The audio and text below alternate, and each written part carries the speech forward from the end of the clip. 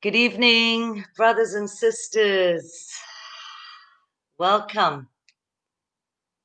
Welcome. Thank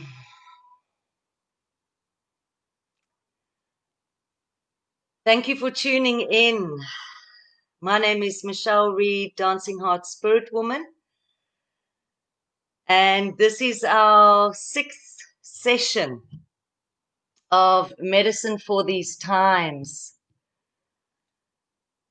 Yeah, and I just want to say thank you so much for all the sharers. There have been, including tonight, about 50 people that have shared their hearts, their medicine, their wisdom with us. And you've been the listeners listening now, tuning in right now, right at this moment. Thank you for being here. And all of those that are watching in their own time, thank you so much for tuning in, for journeying with us. Thank you so much for journeying, for being on this journey with us.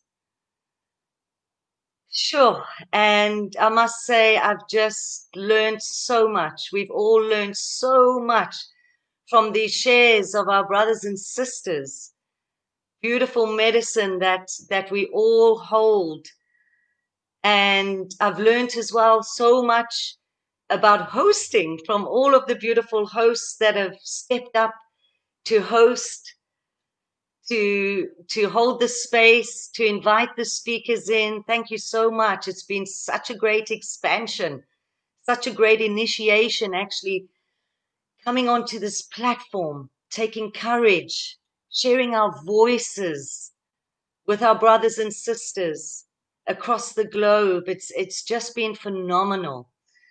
And may it continue. May it continue. So there are quite a few announcements to make tonight. So I've got some notes about the announcements. And the first announcement is that, we've been working at this beautiful vision, collective vision, to share our medicine, to share our voices. And it takes work, it takes hours, it takes commitment, it takes dedication, it takes feeding our energies into that central vision. And I'll talk more about that vision and the co-creation in a bit once I've got through the announcements. But you might notice on the top right-hand corner of your screen, there's a code, and it's called Busker. It's a beautiful online global donation system.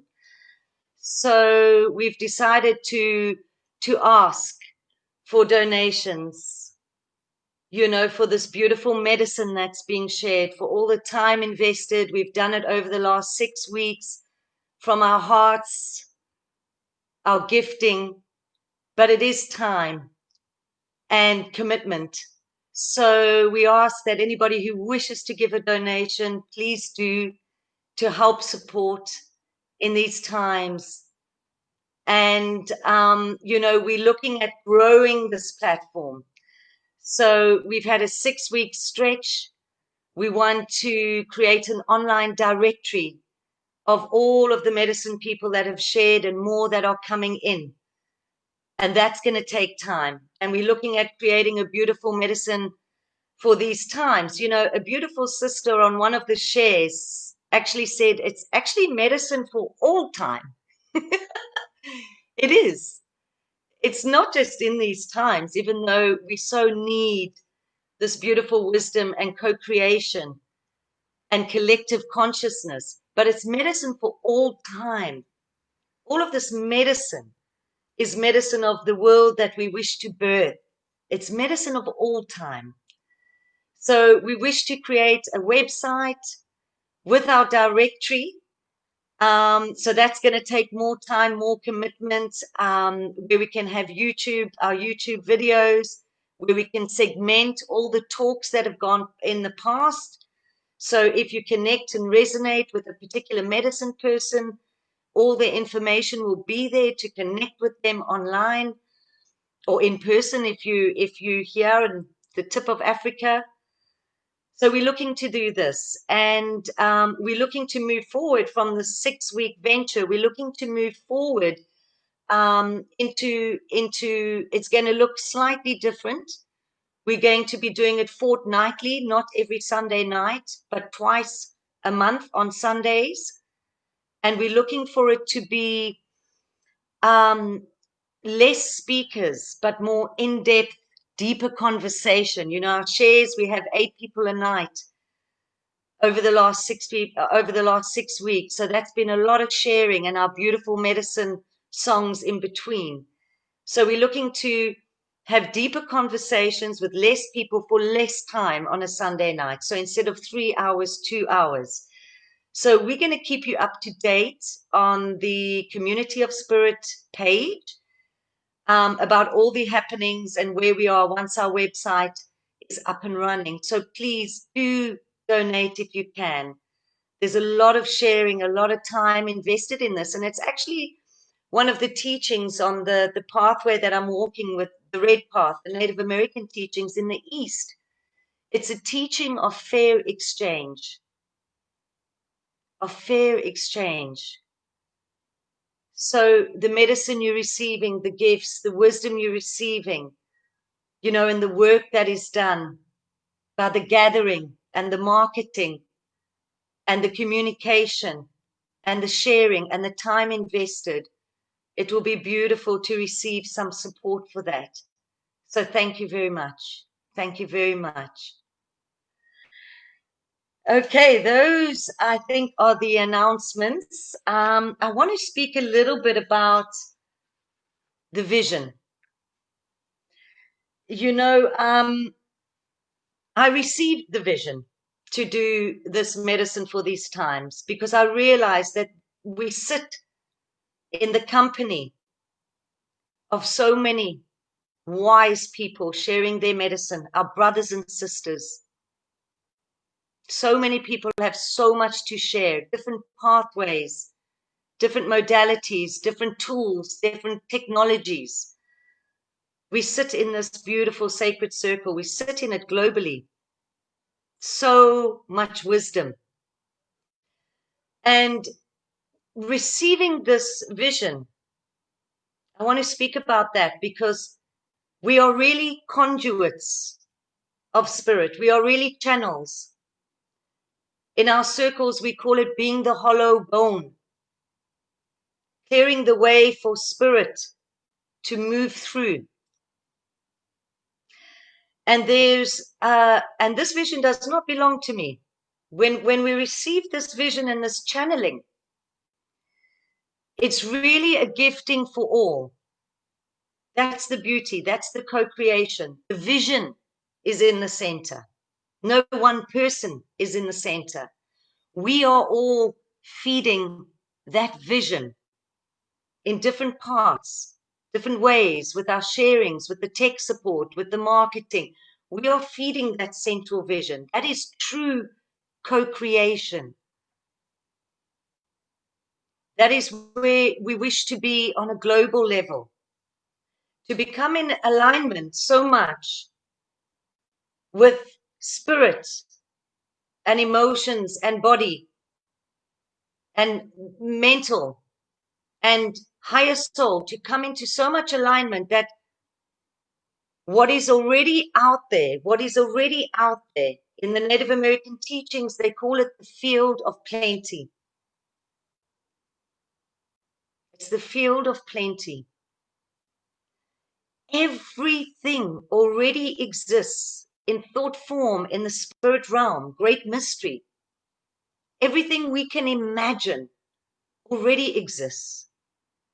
And it's when we are aligned to that the visions come, that the songs come, as we're going to be blessed with our sister tonight, Megan, who's going to share her sacred songs, and everybody that shared their beautiful sacred songs. The song catches. They're catching the song and bringing it in from this field of plenty. We are the channels. And we make manifest these beautiful visions by channeling them, whether it's songs, painting, music, ideas, visions, for the greatest good of all. We make them manifest. And as the teaching goes with the field of plenty, we come from a place of gratitude. We come from a place of thanking Spirit that we already have it. It is already here. We give thanks for it. We simply cannot create abundance from a place of scarcity, from a place of desperation, from a place of fear, from a place of paranoia. We simply cannot create abundance and love and compassion and harmony and balance from those places. And one of the key ingredients in this beautiful teaching is trust. We have to trust in the process of great mystery, of great spirit, that all is already there, available to us. But we have to come into alignment. And this is the beautiful teaching, my beloveds. In our global situation presently, with so many different thought forms going on and so many different belief systems going on, that is what will be manifested. We need to come into a central vision,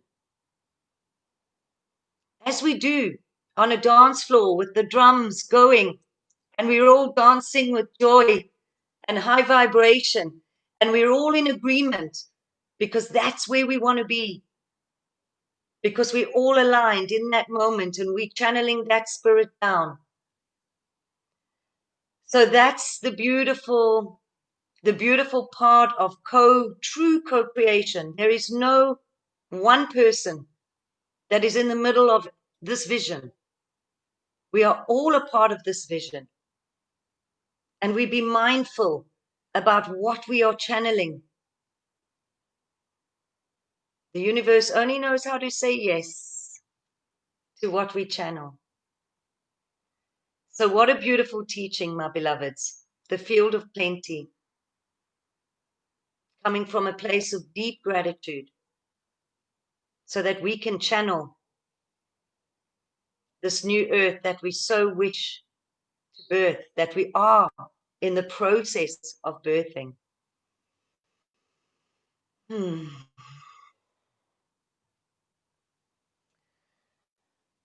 So, my beloveds, I'm going to open up the beautiful space for all our beautiful sharers and speakers tonight. We have an incredible lineup, as we've had every single night of Sundays after the last 6 weeks, over the last 6 weeks.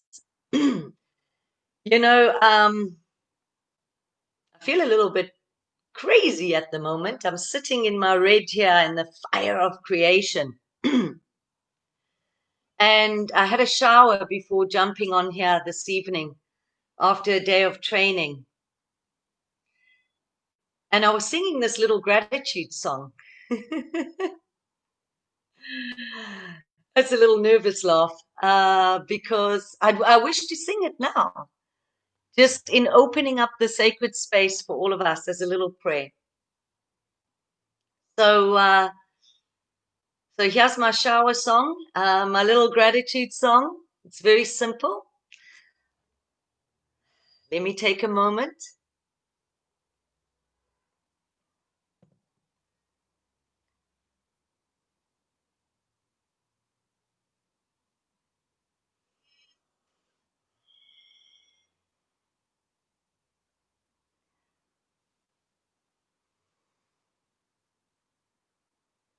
We want to thank you, sweet spirit.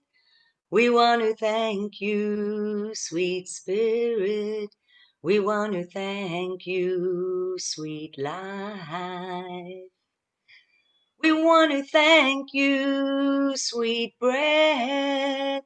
We want to thank you, sweet fire. We want to thank you, sweet waters. We want to thank you, sweet oceans. We want to thank you, sweet mountains. We want to thank you, sweet life. We want to thank you, sweet mama. We want to thank you, sweet papa. We want to thank you, sweet life. We want to thank you, sweet grandma. We want to thank you, sweet grandpa. We want to thank you, sweet child. We want to thank you, sweet flower. We want to thank you, sweet river. We want to thank you, sweet life.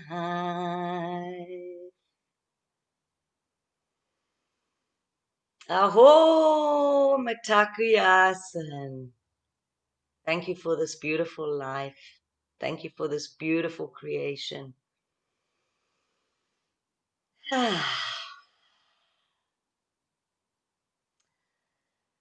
Okay, my beloveds, we are going to move on now to our beautiful first share, and that is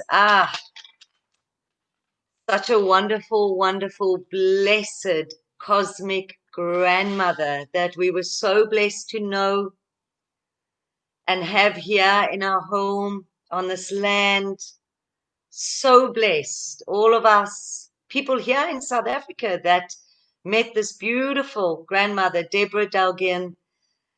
Definitely cosmic grandmother. She's going to be speaking about giving from fullness, and this is just a beautiful grandmother that knows how to fill, how to teach us how to fill ourselves up with energy and with life force from all of creation, especially the cosmos. That's why her name is Cosmic Grandmother. Welcome, beautiful grandmother. Go, go, Debs.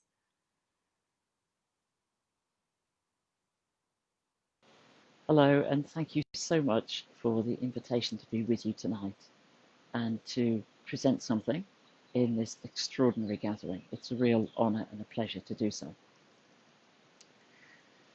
So when I was asked, the difficulty is never saying, yes, I love to share. The difficulty is, what am I going to talk about? What can I possibly offer to you? So the first thing I do is look in my bag of goodies. And I've got lots of goodies. I've got work with the Inca tradition. I've got my work with the Great Council of the Grandmothers. I've got plenty of goodies. But what is going to be helpful? What is going to be useful to us at this time? And we are in an extraordinary time, without a doubt. We're in a time of great challenge, which means it's also a time of great potential. We can all look back at our lives and go, man, that was difficult. Whatever it was I was going through then, that was really difficult. But look now at the clear space that I'm in because I dealt with that challenge. We've all got that experience individually. We are now experiencing that not just as a community, not just as a nation, but literally as the whole of humanity.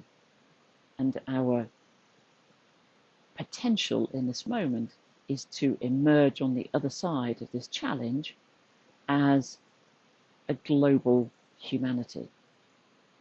So it's not like the stakes are high or anything like that. So where do we go? I've offered the title of Giving from Fullness because I know that many of you give massively.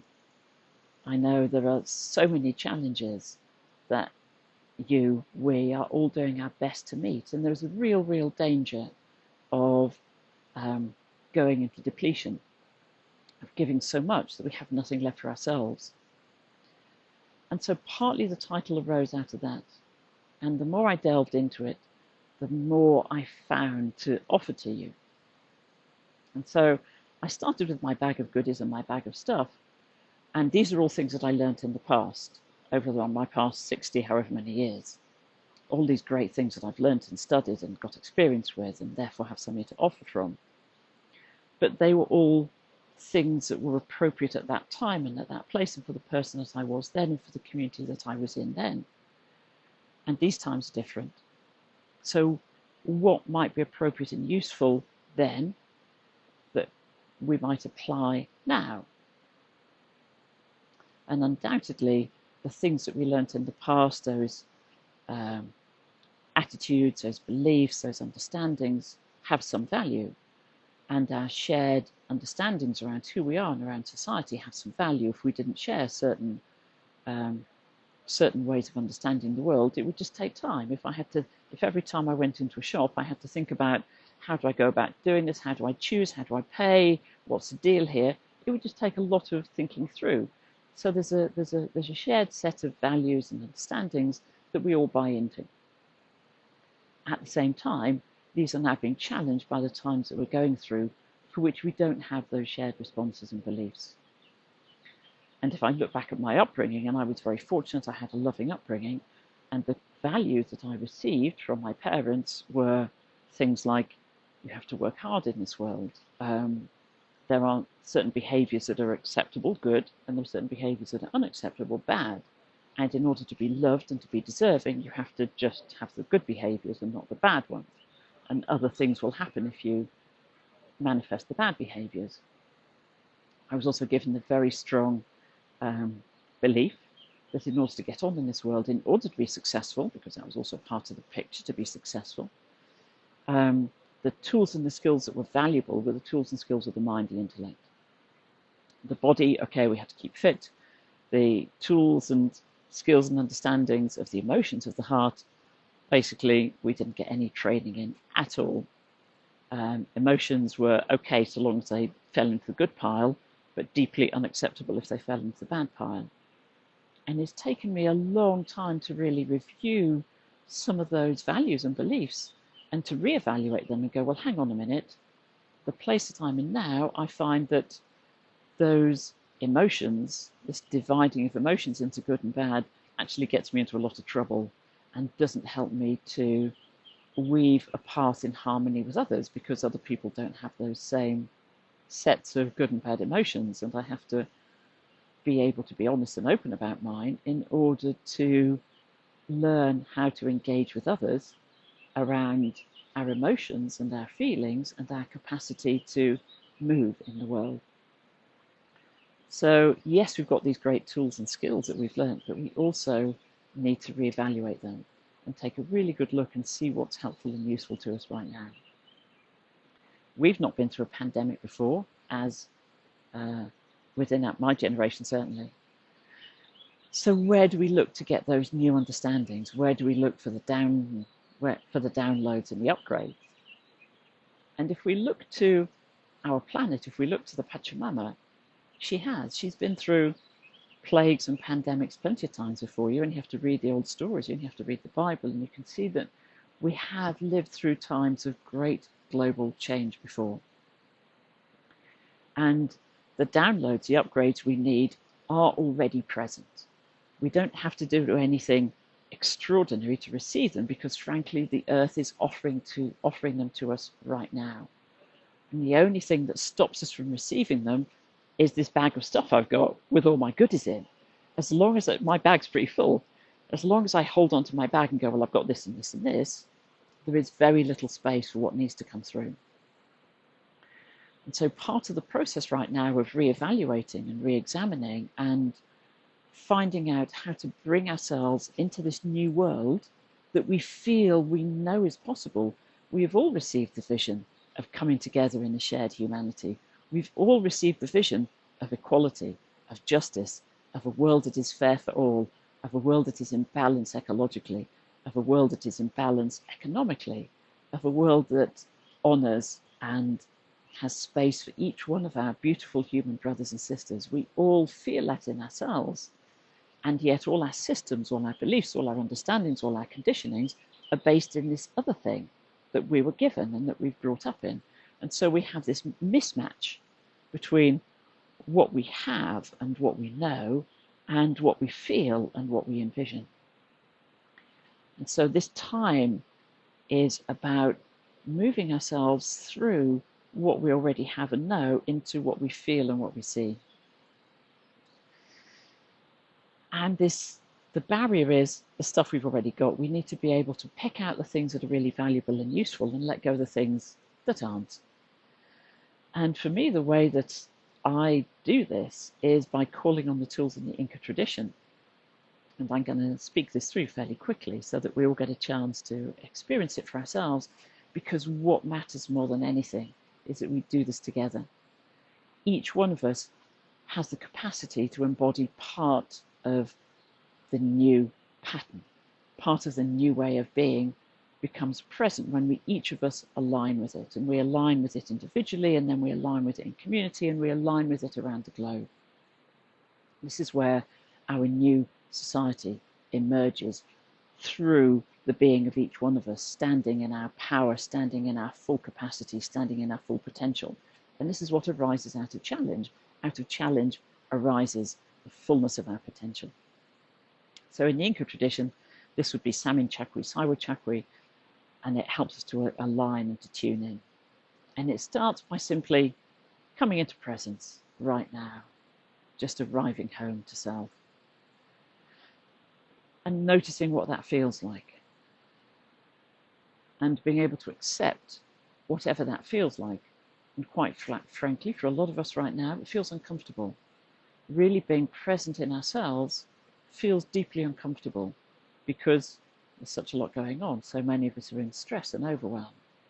But simply arriving home and allowing yourself to feel whatever is, because we can't start out there where it's all perfect. Start here where it's not perfect and it's uncomfortable. And this is our starting point. And for a lot of us, I find what we also need to do is just bring our edges in, bring our awareness in. Our awareness has gotten stretched really, really thin around the planet because we hear when we respond to everything going on everywhere all at the same time. So just bring in the edges of your awareness till you arrive in your own bubble space. This is where we have the power to act.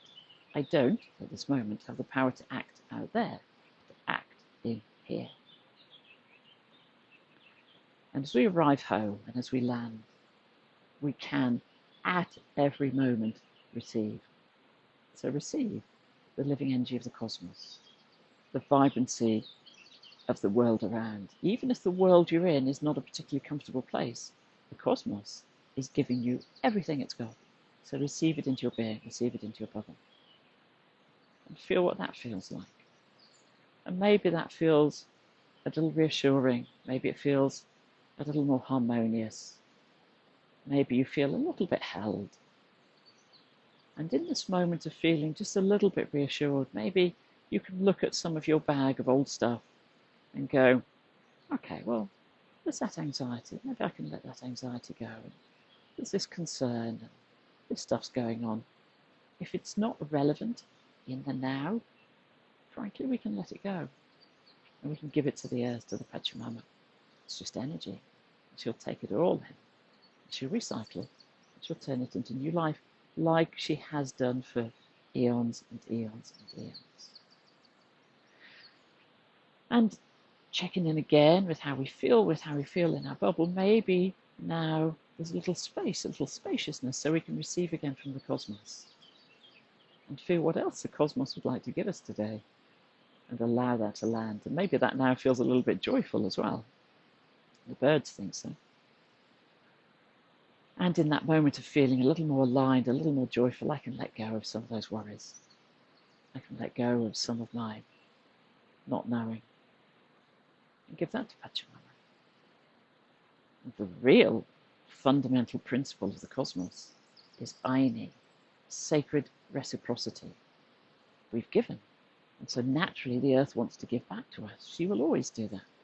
So now we can allow ourselves to receive the vibrant living energy of the earth and just feel held in the vibrant living energy of the earth and feel this beautiful rising column of energy filling me, filling my bubble. And I can add to that. I can locate in my belly, and maybe you can locate in your belly your intention. What would your intention be for today? Maybe I just want to bring myself into alignment with the cosmos. Maybe I want to have the capacity to serve my community in the most beautiful, harmonious way possible. So just drop into your intention and draw that intention up into your heart space so that we engage the feelings. As soon as we do that, the heart naturally generates Munai, intentional directed love. Bring that energy of intention into the heart, generates Munai. So suffuse Munai into the whole of your being. This is who we are. This is what we can do. And then check in again with the rising energy of the earth and allow this rising column of energy from the earth to be filled with your Munai, with your intention. And then offer it back to the heart of the cosmos. So that we're checking in with the heart of the cosmos and going, by the way, this is what it feels like to be human right now. This might be useful for you to know this. This is our job as humans, is to receive and to give and to receive and to give. And really all we're doing is being that perfect point of manifestation of the love of the Cosmic Father for our Pachamama, and the love of our Pachamama for the Cosmic Father. And we're this beautiful little point of manifestation of divine love that sits in between the two, just allowing them both to feel in harmony. And the more we can bring ourselves into alignment and into harmony with those two cosmic energies, the more that we will be enabled to let go of the stuff that we don't need, the more we will be able to receive the downloads and the upgrades and all the information that's ready and waiting for us to embody and to bring and to offer to the world. So this is the process of Samyin Chakri, Saiwa Chakri. It brings us into alignment. It enables us to be in tune with what's going on right now so that we can offer the best of ourselves into our own lives, into our communities and into this world around. And each one of us, when we do this, we help to manifest the new world, the new possibilities and the new potential for humanity in harmony with ourselves, in harmony with our communities, in harmony with all of creation that we know are present and waiting for us. So I hope this is something that you can receive gracefully, that you will find of use in your lives. I offer it to you with all my heart. I offer deep, deep gratitude to Michelle, to Ras, to all the team for making this possible.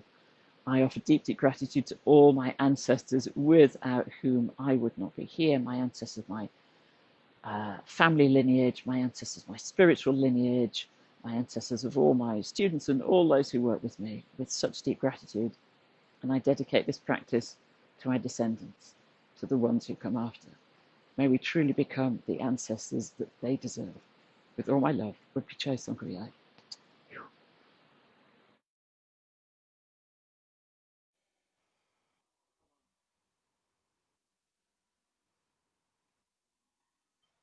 Thank you so much, Gogo Debs, for that beautiful wisdom and filling up, bringing us into the presence, and for that reminder that Pachamama has gone through it all. Yeah, I feel upgraded just from that exercise and what we carry around with us in that bag. Bag of tricks, but what we carry around with us that's really not serving us. Thank you so much for that beautiful share. We miss you, we love you, we hope we see you back on our shores soon as we can, soon as the flights open up again. Thank you so much, Gogo Debs. We're now going to invite another beautiful medicine woman, Nikki van Eck Zelizi. She's going to be sharing with us the natural healing for the moon cycle. So blessed to know you, beautiful sister Nikki, and thank you for sharing this beautiful garden wisdom that you hold within you. Welcome, my sister.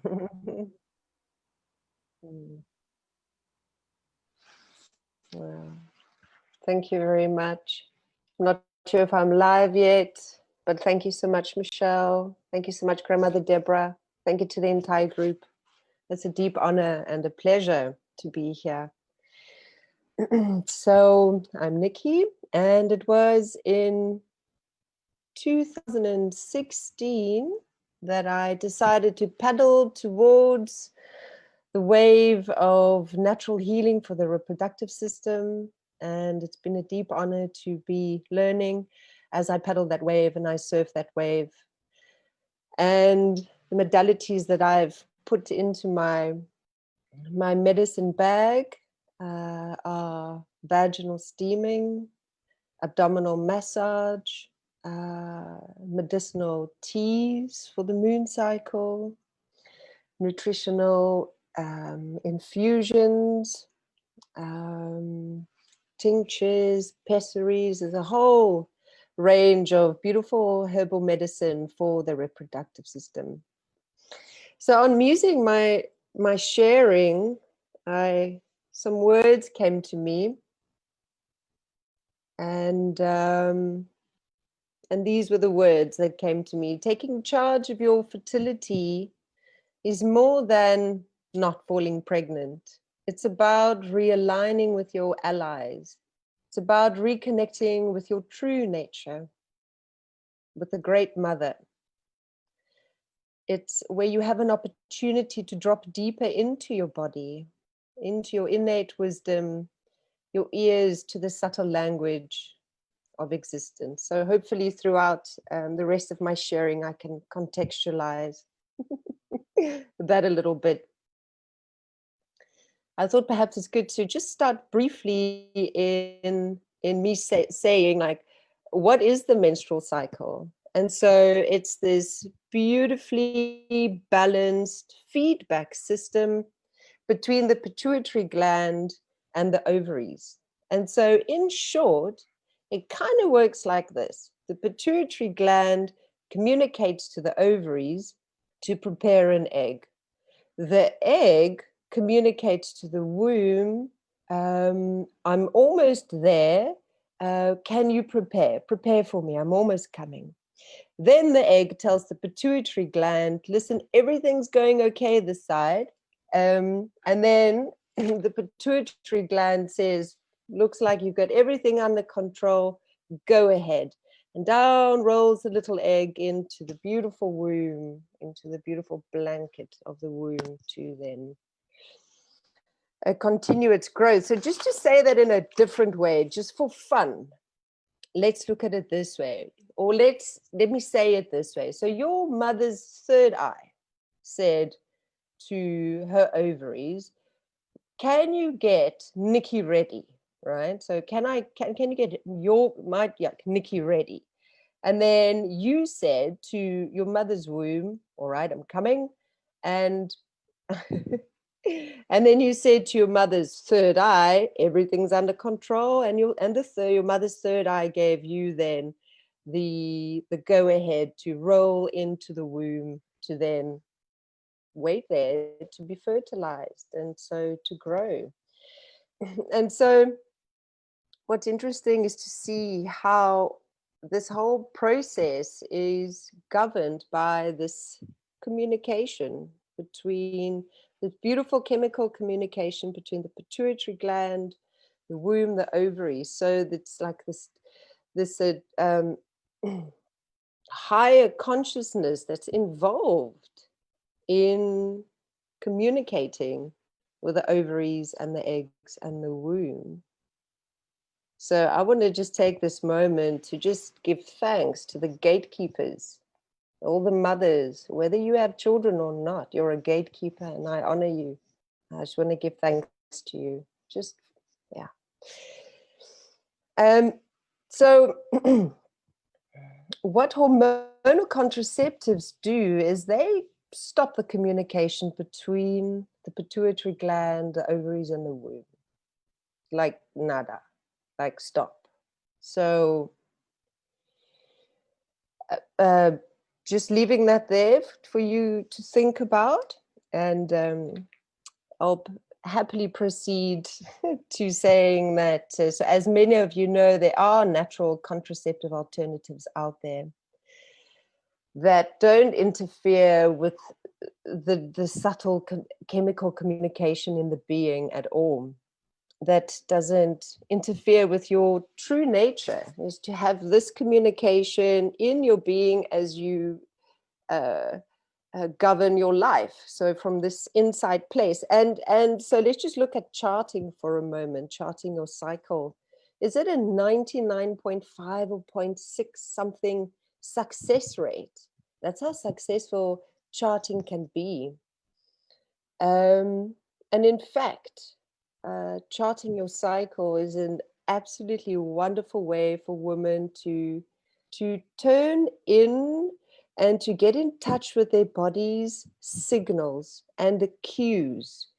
And so not the subtle cues, so not just the emotional cues of, oh, I have so much energy, or oh, I'm feeling really sensual, but the subtle cues that happen inside, you know, that subtle communication with the pituitary gland, the ovaries, the womb, where we can be aware of that of that happening in the body.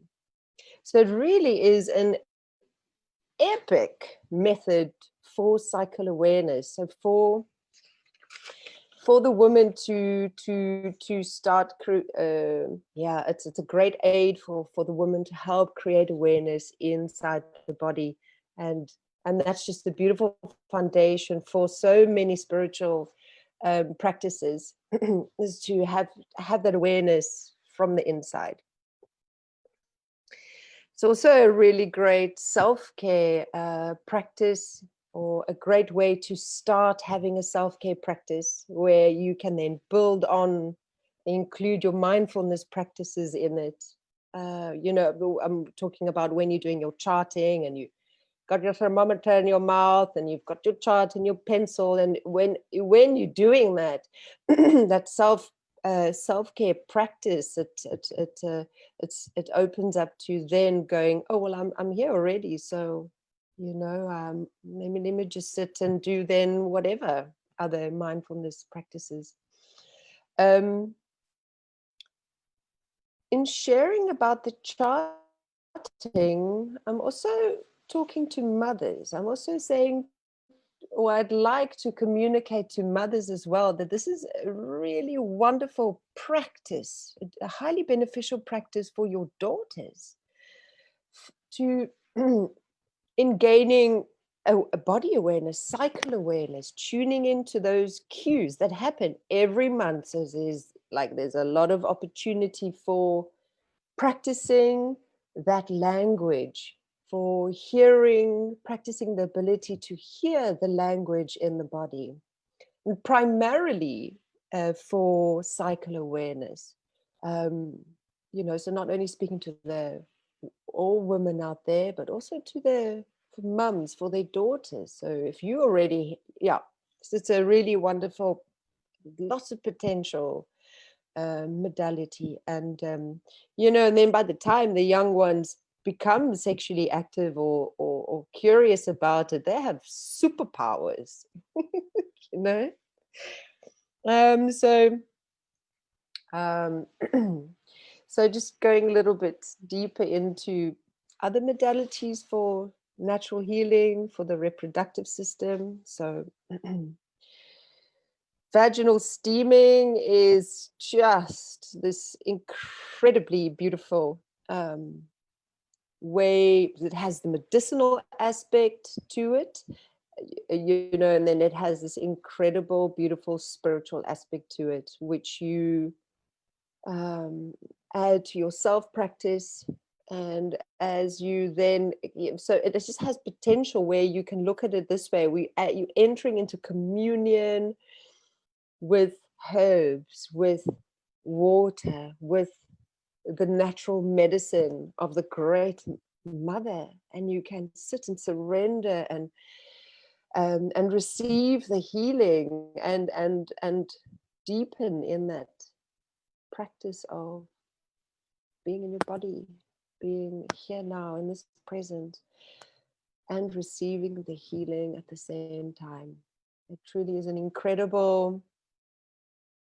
incredibly powerful healing modality. Just checking if I want to just go into all of it. So so Rosita Vigo, she's my teacher. She received her teachings from okay, well, maybe it doesn't want to go that way now, but just giving thanks to Rosita Vigo and all her teachings that she's sharing into the world, sharing with us. And from her 25 to 30 years experience, she says that anything more than 30 minutes of mild discomfort during your period is pathology, and it can be corrected with natural modalities in most cases. So let's just look at some of the difficulties we experience as women. So just excruciating pain that knocks us out, cysts, fibroids, endometriosis, excessive bleeding, infertility, bad skin. There's quite a lot that can cause discomfort for us, and just know that there is natural healing for you to give you relief from these manifestations, these difficulties. And I know it can be really really hard. And so just let me just see, just in wrapping up and choosing a natural remedies, trusting natural remedies, following that curiosity. Oh, I'm curious. Oh, I've always been curious. Follow it, because maybe that is the great mother communicating through your body, through your mind, saying, well, come, and I can also help you with these monthly difficulties that you are experiencing, and don't be afraid, come. So there's an array of beautiful natural treatments for the moon cycle, from medicinal teas, steaming, abdominal massages. There's so much. So don't feel at a loss, because there's loads of beautiful natural help out there. So I think that's kind of me. I hope you've received value from this talk. Much love and thank you. Aho, my sister Nikki, thank you so much for that beautiful, rich share. And it's, listening to both yourself and Gogo Debs, it's this relearning, isn't it? We've got to relearn so much and undo so much, or release so much that we've inherited. I'm sure there are many of us sitting here listening tonight that we didn't have this wisdom. It wasn't passed on by our mothers, and this wisdom and this, you speak of the journey, this incredible journey that happens, in a woman's body, to be, the gateway for life, for birth. It's just so incredible. The body is so magnificent. And we've got to relearn the natural remedies to support. And you talk about the superpower, absolutely, the superpower, because we become empowered. We become our own physicians, our own, authority in our body. So thank you so much. Such valuable information, and definitely to share that with our young stars, to start breaking those old patterns and getting them into the raspberry leaf tea and drops and everything like that. Thank you, my beauty. Thank you so much. Okay, we're now going to welcome in beautiful brother Swami Rahasya. I don't know if I'm pronouncing that right, but he's going to be speaking about appreciating vulnerability. Powerful, powerful topic. Welcome, my brother. Thank you. And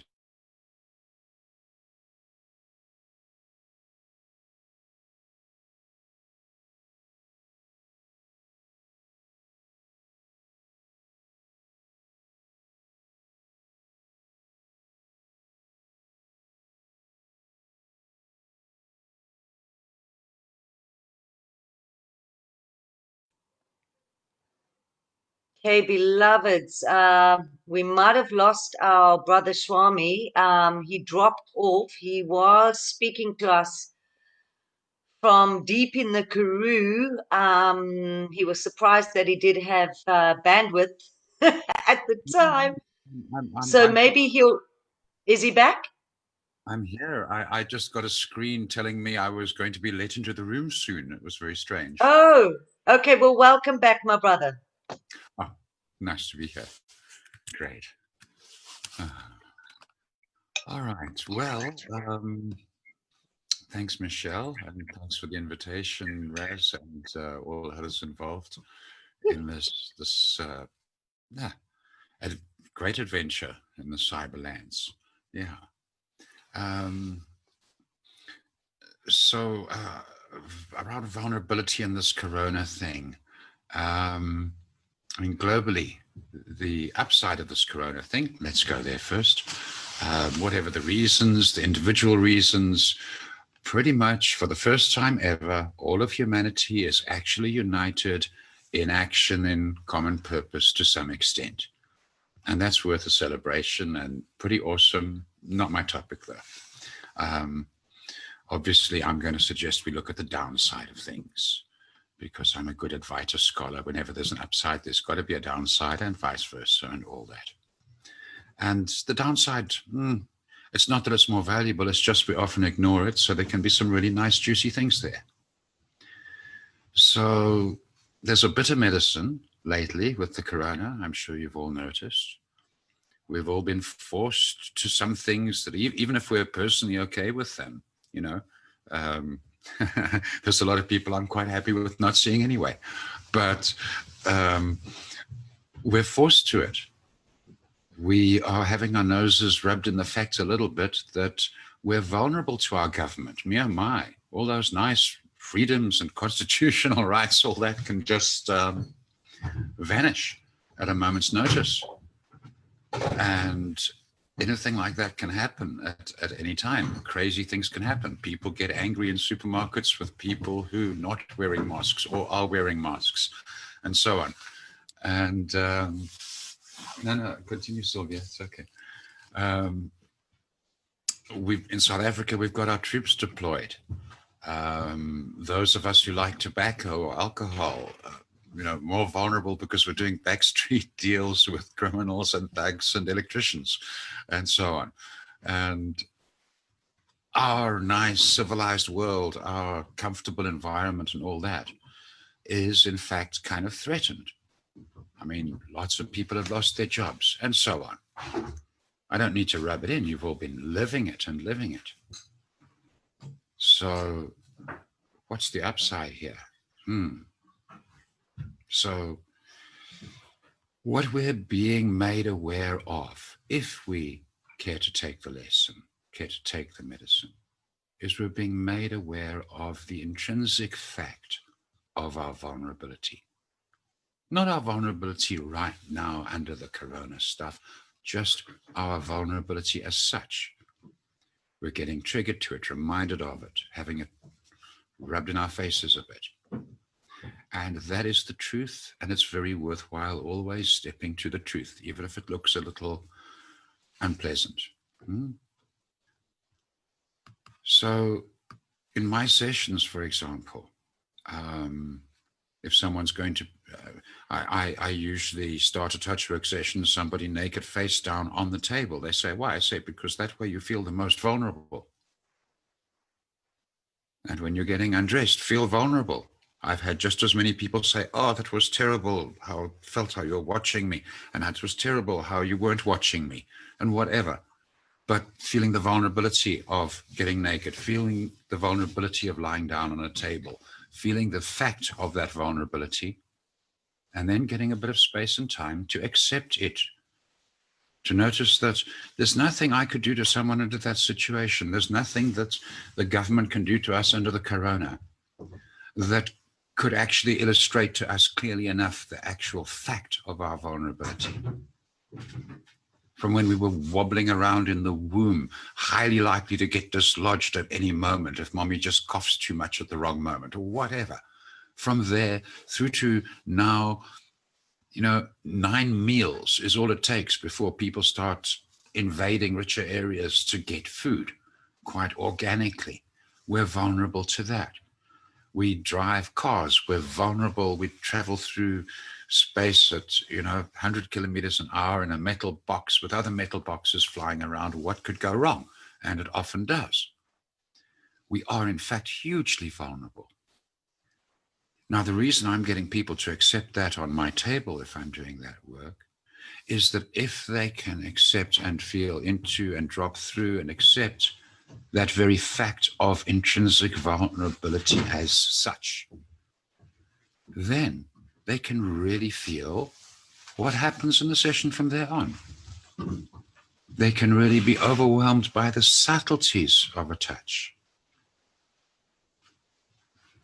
And likewise, if we take the medicine of this corona, this realized opportunity for going deeper, realizing deeper the fact of our true vulnerability, we become more vulnerable, more sensitive, more responsive to the external, but we also even become more vulnerable to our own sensations, to that which is arising in us. And if we go all the way with that, if we can really get our vulnerability to our own arising, we become vulnerable to that we are breathing, to that we are thinking, sometimes we are talking. And this is all arising. And the more we, in the sense of the explainer, the Buddhist ego, the one who thinks it's doing everything, the more that part of us gets the message that you're not doing, it's arising. And there's nothing you can do to stop the arising. This thought's arising. This breath is arising. This life is arising. This expression is arising.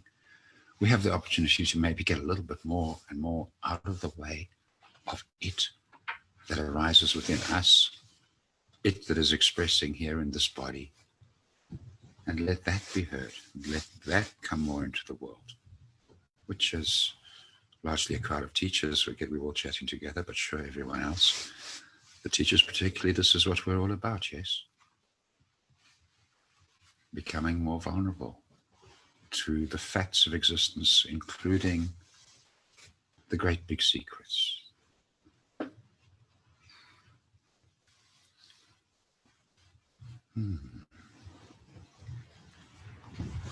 That's enough for me for now.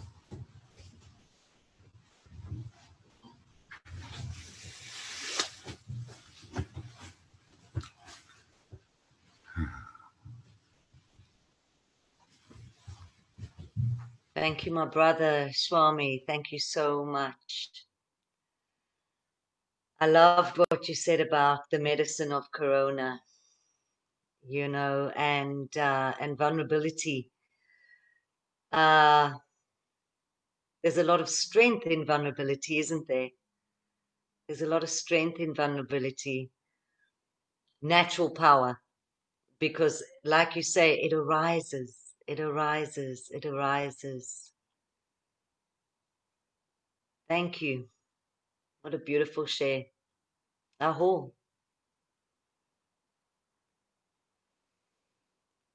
We are now going to have the pleasure of listening to a magnificent song catcher, Megan Hardy. Some of us have had the pleasure and delight of being in her company in ceremony as she catches the songs and channels them with her essence, her voice. So, yeah, sit back and enjoy. Welcome, beautiful sister Megan. Thank you, Michelle. Greetings, everyone. Thank you for allowing me to share the medicine of music. It's one of the most powerful medicines, I believe, sound and vibration. And I will share a few songs tonight, some which I have written and some that I have collected from other artists because they hold such beautiful medicine, and I like to to mix the medicines. So yeah, so I'm going to do a bit of a mix.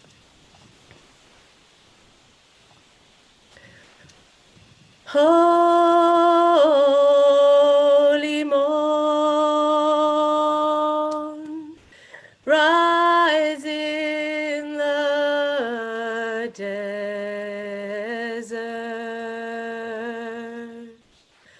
follow the sun, follow me down.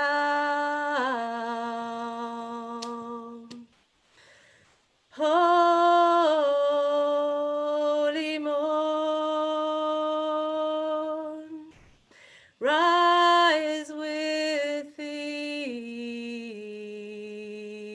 eagle.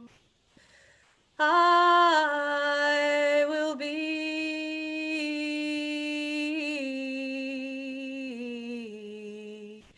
free.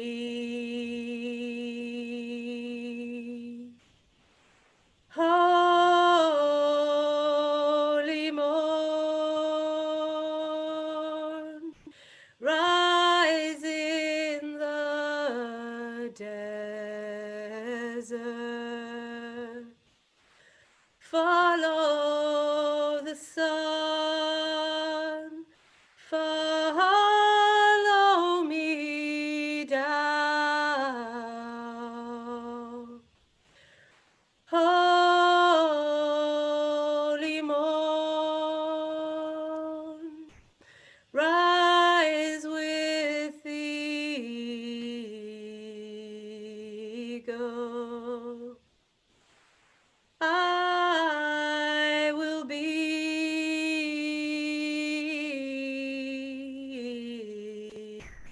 free. I will be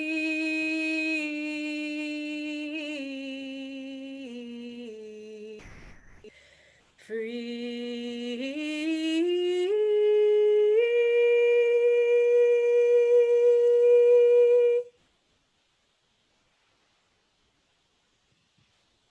That is a beautiful prayer that I love singing.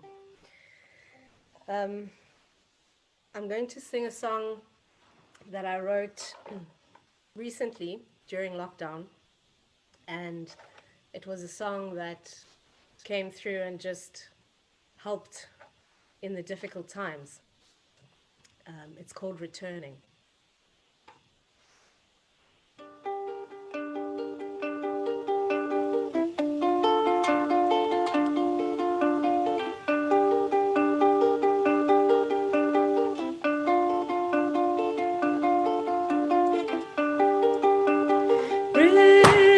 Rivers flowing,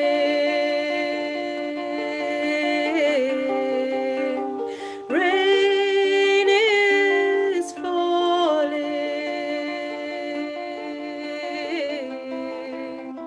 down to the sea. Roots are growing,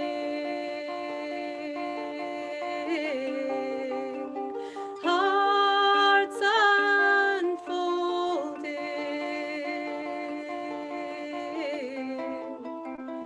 down to the earth.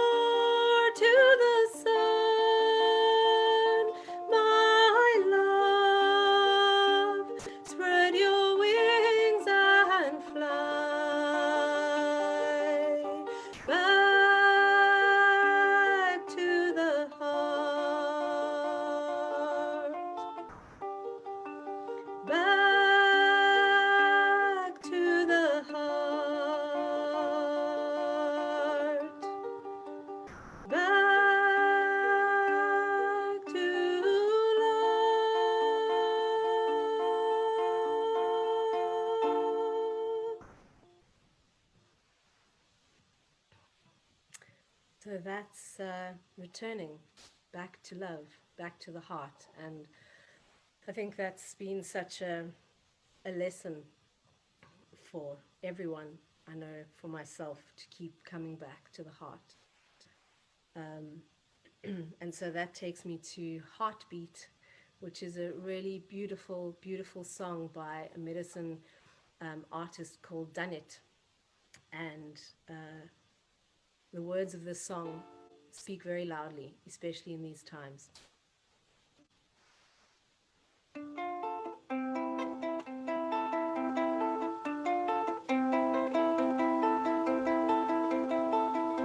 Behind all illusion there's reality, reminder of simplicity. Surrender our souls to the mystery, opening our hearts completely. Behind all illusion there's reality, reminder of simplicity. Surrender our souls to the mystery, opening our hearts completely. We're circling around and around and around on this wheel of life. Breathing in and out, life, breathing in and out, love. Connecting all there is and embracing here and now, here and now, here and now. Misunderstanding and tricky games of the mind try to wake us up from time to time, try to shake us up inside, but they invite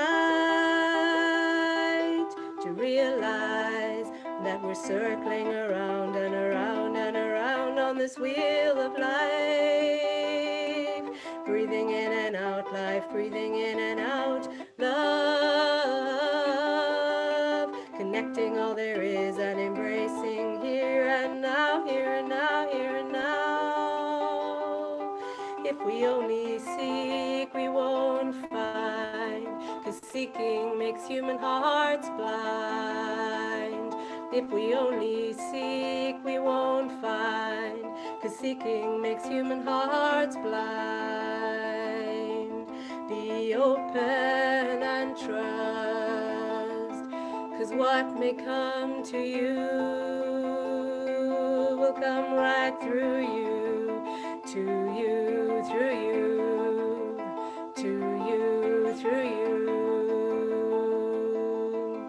Circling around and around and around on this wheel of life. Breathing in and out, life, breathing in and out, love. Connecting all there is and embracing here and now. Pure and true gratitude streaming from me to you, oh life. Praying for awareness, now is the time to unite, unite. Pure and true gratitude streaming from me to you, oh life.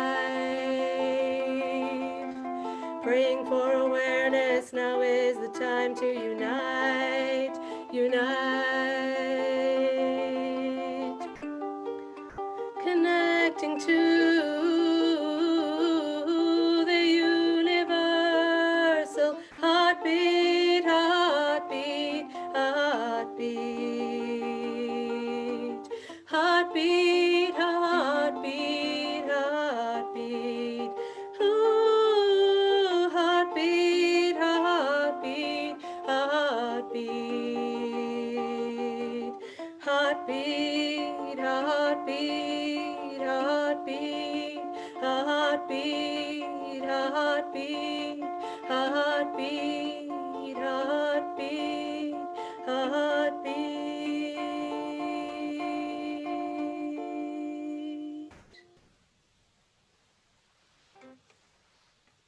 Heartbeat, universal heartbeat that keeps us all connected. The earth, the heart. And then for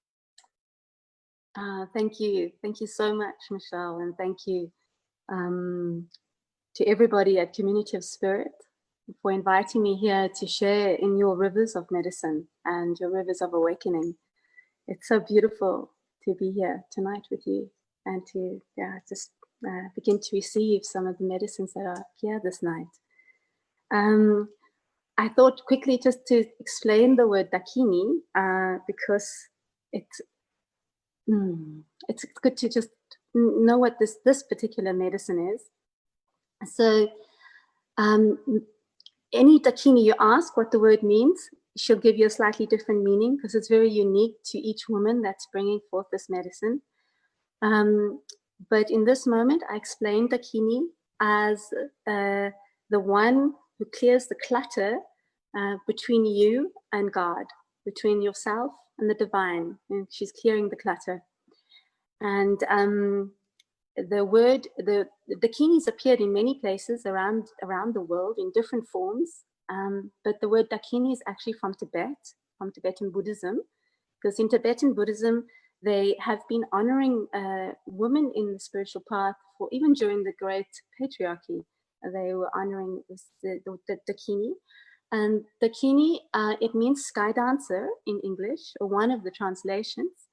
And if you break this down into its simplicity, the word sky is referring to the empty mind, or the awakened mind, the bodhicitta, and then the dancing is referring to this energy that starts to flow through your being as the mind is emptying. So that's a little bit of sky dancer. And of course, as a woman who takes the word dakini, sometimes I'm more in it and sometimes I'm less. It's not stagnant in its movement. So tonight I want to chat to you a little bit about awakening the lover. And yeah, it's quite a journey into the lover realm. And I think many of us think of us as lovers, but perhaps on our planet, as we start to awaken, there are essential pieces missing of the lover. And also just to tell you a little bit about Tantra, so you understand, as in all spiritual paths, of course, there is the seen or form, and then the unseen or spirit. And in my journey into Tantra, I've seen everything, even like a table, has an energy or spirit that you can commune with. And the aspects of your being, like some people talk about chakras or different even organs in the Qigong practices, and they recognize different organs as alive beings. So you can speak to your heart or your liver or your colon. You can talk to these beings, which is really beautiful. So this also is applying to the lover inside of you. And it's also helpful just to recognize right now as lover, as sexual beings, where we are in the planet, like where's the range of lover, in the maybe kind of enlightened lover. We can go all the way to like maybe an extraordinary master, who could make love for 3 days. I know it's just in the energy, and they can make love for days and days and days.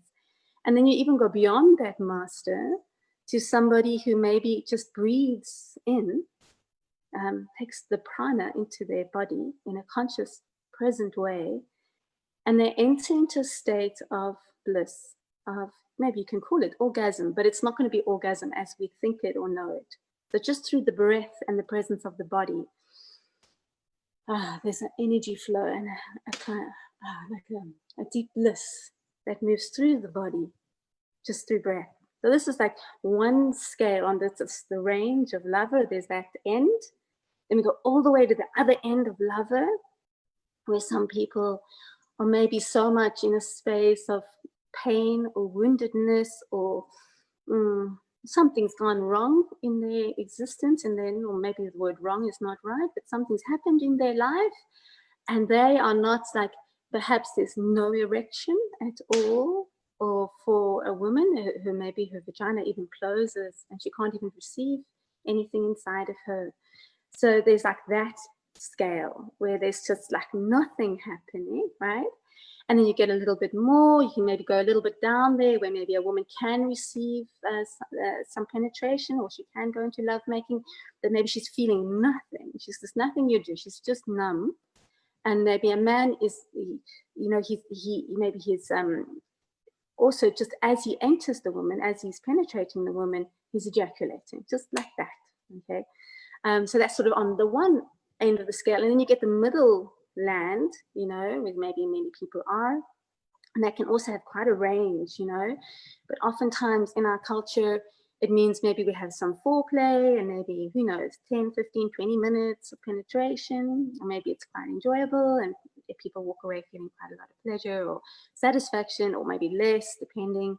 It's like quite a range of sexual experience, and quite a range of belief structures around sex. To some people who really feel that it's their rights to have a sexual life, and it's their sovereign nature as human beings, as sexual human beings, to engage sexually as they like to. You know, they have quite freedom how they meet one another, or, you know, less rules of engagement, you could say. To some people who are saying, you know, absolutely, I will only have sex according to the rules of my religion, or so forth. And across the planet, there's a huge range. You know, if you go to certain places in the United States or Europe, there's a different maybe attitude around sexuality. Like in Berlin, it's very free. And then in South Africa, we have quite an interesting past with apartheid government. And we have to kind of take that into consideration a little bit. And it's because, in a way, one of the strategies of the apartheid government was contracting the sexuality. Because when you contract the sexuality, and they had very strong rules about sexuality, I don't know if some of you might remember, black and white people weren't allowed to be lovers, otherwise we went to jail. I mean, this is a very, very contracted system in place, you know, and people obeyed that as well in those days, like they obey, you know, the rules of the virus these days. So, you know, people who followed that, or they got into a lot of trouble. So we had that, and what that does is it when the sexuality is contracted, the heart is contracted and the intelligence is contracted. And then we can give our agreement to such a thing as apartheid. You know, this is part of our history, and different countries have had different histories of it. And in South Africa, I would say maybe even the sexual revolution didn't really land here to many people. It wasn't a thing that we really went into. So a lot of South Africans, when you start talking about sexuality, they still have quite a reaction around it, around guilt, or they feel shame, or they even feel fear a lot around sexuality. Not everyone, again, remember the range. So just, you know, it's important to remember the range. So that's a little bit where we are on the planet. And another important part about the lover, which is really, I just really feel it's important, is the most of the education on our planet, really, the huge part of it, and it shouldn't be education, it should just be entertainment, but most of the education is pornography. And I mean, there's a range of pornography, but I would say maybe 90%, maybe more of pornography, if you have seen or enjoy it or something, it's about quite hard sex, you might have noticed. Hard, very fast. Hard and fast, and very goal-orientated towards ejaculation. You know, it's like, you know, we have to get to that place of ejaculation. I'm going to get there hard, and we've got to get there fast. So we could talk more about how that looks like, but this informs a lot of people about what enjoyable sex is. And in my experience and my view, I'm going to say perhaps it's really not, that actually, if you're wanting to seek out what your false beliefs are around sex and what you've been informed upon, a lot of people look to religions for that and so forth. I would really say also really look to pornography, because there's probably a lot of information in there that's really not true. And so this is where we're at sexually right now. But now, if I come back to this thing of Tantra, where there's like the physical manifestation of things we can see, you know, it's real to us. And then there's the unseen part of existence that we call spirit. Yeah.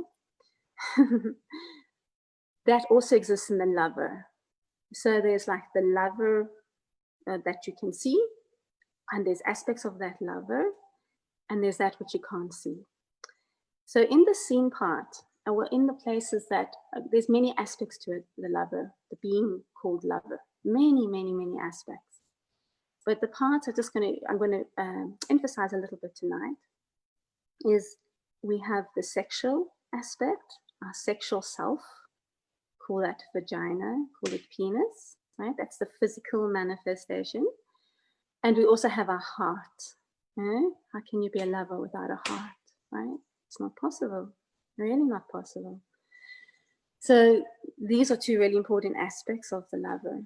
And there's what we see of it in the physical.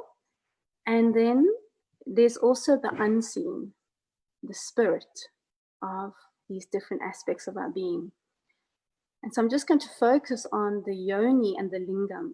So in the Sanskrit, the yoni is referring to the feminine sexual aspect of lover in a woman's body, and the lingam is referring to the masculine aspect, the sexual aspect in the man's body. And it includes what you can see, but it also includes a lot of the unseen. And for example, in yoni, it definitely also includes the womb and connects to her heart, as it does with the man connecting to his heart. And most human beings have never ever truly met the yoni or lingam. They haven't met these beings. And one thing I can tell you about them, now there's many qualities to their nature, is that they are profoundly, profoundly sensitive. They're extraordinarily sensitive. And they really like each other. The yoni and the lingam, they really like each other a lot, as you might have experienced for yourself. So they really, really like or love one another. They're very, very sensitive beings. And we can see this in the shape and the design of the physical manifestation of them. The clitoris, for example, has a huge number of nerve endings, as does the penis. They say the clitoris maybe has double the nerve endings of the penis, but it's a bit difficult to gauge because a lot of men are circumcised. And when men are circumcised, they lose some of those nerve endings, and not just in the operation, but when you have sex after circumcision, that can start to affect the nerve endings in the penis. So it's hard to gauge, but both penis and vagina have a tremendous amount of nerve endings, which suggests that the energy being behind them is also incredibly sensitive. And so as we go into that, as we go into the yoni, we start maybe looking at maybe the first gateway of the yoni of the clitoris, and there's tremendous nerve endings, feeling centers. All the nerve ending, every nerve ending is a feeling center. So if there's like 15,000 feeling centers, there's a lot of feeling centers, yeah? So go in, and then she spirals down into the G-spot. So the G-spot in the woman is where the clitoris is going within, right? And that spirals into the cervix. So there's this kind of relationship through all the different aspects of the woman's body. And the cervix, what women are starting to discover in their bodies, is the cervix is so sensitive that if a woman experiences an orgasm in the cervix, she can drop into a spiritual oneness. She can go into oneness. And because it's such a strong energy, she can share that feeling of oneness, with no more separation, with her, who's ever with her. She might be in a partnership, or they might even, in some situations, that energy is shared with more than one. Like a holy communion, you could say, which maybe is quite a stretch for some people to imagine that an orgasm in the cervix can lead into a deep communion with spirit. But the sex on our planet has been so unconscious and hard and so forth that the cervix has become really numb. Like most women don't actually, many women don't know they have a cervix, or they might know they have it, but they can't feel. The cervix is numb, they can't feel it. But yet it is a being of this immense capacity to open you to oneness as a woman. And for if it's a man that you're making love to, or another woman, to follow you into that oneness.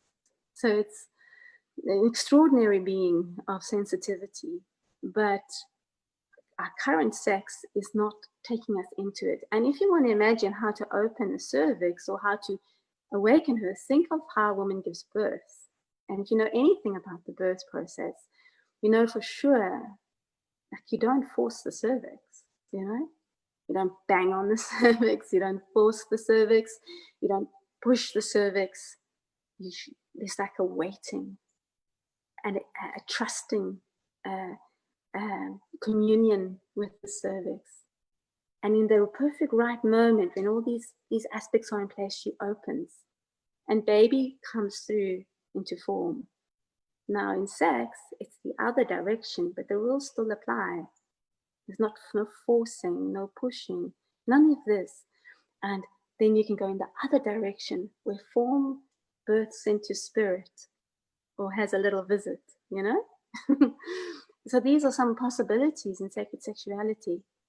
And then the lingam, the penis of the man, is also an incredibly sensitive being, incredibly intelligent, and full of love, right? So much love. And in a way, the kind of sex a lot of men have on the planet, this hard, fierce sex, it starts to numb the penis. A lot of men actually don't have so much sensation in the penis. Eventually, it gets to really be much less, which is really sad, you know. And then other men who've never been taught how to feel, you know, there's a tiny bit of feeling comes into the penis and they can ejaculate because they don't know how to be with feeling, because they've been taught not to feel, not to cry, not to be emotional, all these things. So this is really a challenge for the lingam, for the penis. As he's a magical being. He brings exquisite medicine. Like I can't imagine how much medicine the lingam can bring into the body to his lover, but also to this planet, if he's not numb and armored and protecting. And eventually it can happen as, you know, people get older and they've had a lot of this kind of more unconscious sex, right? That, you know, older men can have not struggled to get erection, older women can have a vaginitis where the vagina closes. And in my view, it's the lingam and yoni go on strike. Like, we're not doing that to each other. That's not what we're about. And like, you guys have got it wrong. We're not about that. So it's like they start, you know, they're kind of like letting us learn, and then, you know, we have many chances to learn, and eventually they're like, you guys aren't getting it. This is not how it's meant to happen. And unless you learn, we are on strike in your body. And often pain and wounding in the body is a sign that we are not paying attention. We are not being present with something inside of us. The voice is there. It might not be so loud, and we're not listening, but it gets loud. And, you know, these woundings that appear in physical manifestation, like I just spoke, is when they start shouting at us. So if you want to start awakening the lover, you need to start meeting these beings inside of you as real existential spirit beings. You know? And then the other aspect is the heart. And if I look around the planet, I think one of the most armored beings in almost every human being is the heart. You know, people get very particular who they're willing to love. You know, I love you, but I'm not going to love you. You don't quite fit me. You're not my tribe, blah, blah. You know, you're not my partner. And so we're very particular who we share love with. And the heart can get very protected, very contracted. And if someone's in a deep agony in life, it's a sure sign they're disconnected from their heart, from love. And if you're disconnected from heart or love or your feeling, the feeling of the heart, again, you can't awaken or be the lover. Now, this is a very essential piece of the lover, is your heart. And it's really worthwhile to take some time out to just see just how armored is my heart, just how protected is my heart, and get really, really, really honest about that. It's a really difficult inquiry, actually. It's kind of, it's hard to look at that. It's kind of painful to really look if my heart is armored or not. But it's a really worthy inquiry. And just to come back to the lingam, what's really interesting about sex and the lingam and men is until about somewhere in their 50s, until about the middle 50s or so, one of the key desires of men to have sex is actually emptiness. The male system finds a deep bliss in stillness and in emptiness. This is where a lot of the masculine finds the bliss. It feels in this moment he's closer to his true nature when he comes into the still point, the emptiness of his masculinity. And so in sex, a lot of the, and it's not really that maybe that conscious even, but a lot of the impulse in men to have sex is actually to empty the testicles, to ejaculate. And so when men reach that, they feel satisfied. I'm empty now, I'm in my bliss state, I'm fine. This is what I wanted. This is my goal of sex, is to go into emptiness, right? Where the woman is a little different. And for her, when he goes into, now he's reached his bliss and emptiness, but she's still just beginning into her journey into the sexual realms that she wants to explore and discover and go on a major adventure that night. But he's empty, and so there's a disparity sometimes in that direction. And of course, there's variations to this as well. So in Tantra, we suggest, why not start with the goal, right? Start with the emptiness. Begin with the emptiness. So how do you begin with emptiness? Begin with the goal, and then it's possible to go into the journey of the goalless, from emptiness into the journey of the sacred sexuality, into these lands of sacred sexuality. But begin in the emptiness, in the goal, so you can enter the realm of goalless sex. Yeah. And so you may already have your own practice. If you're on the path, what is your practice?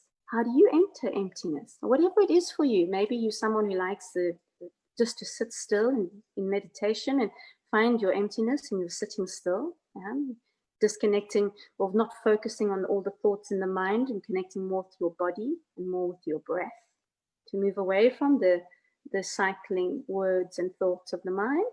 Maybe that's your practice. Maybe dancing is your practice. What is your practice? How do you enter emptiness?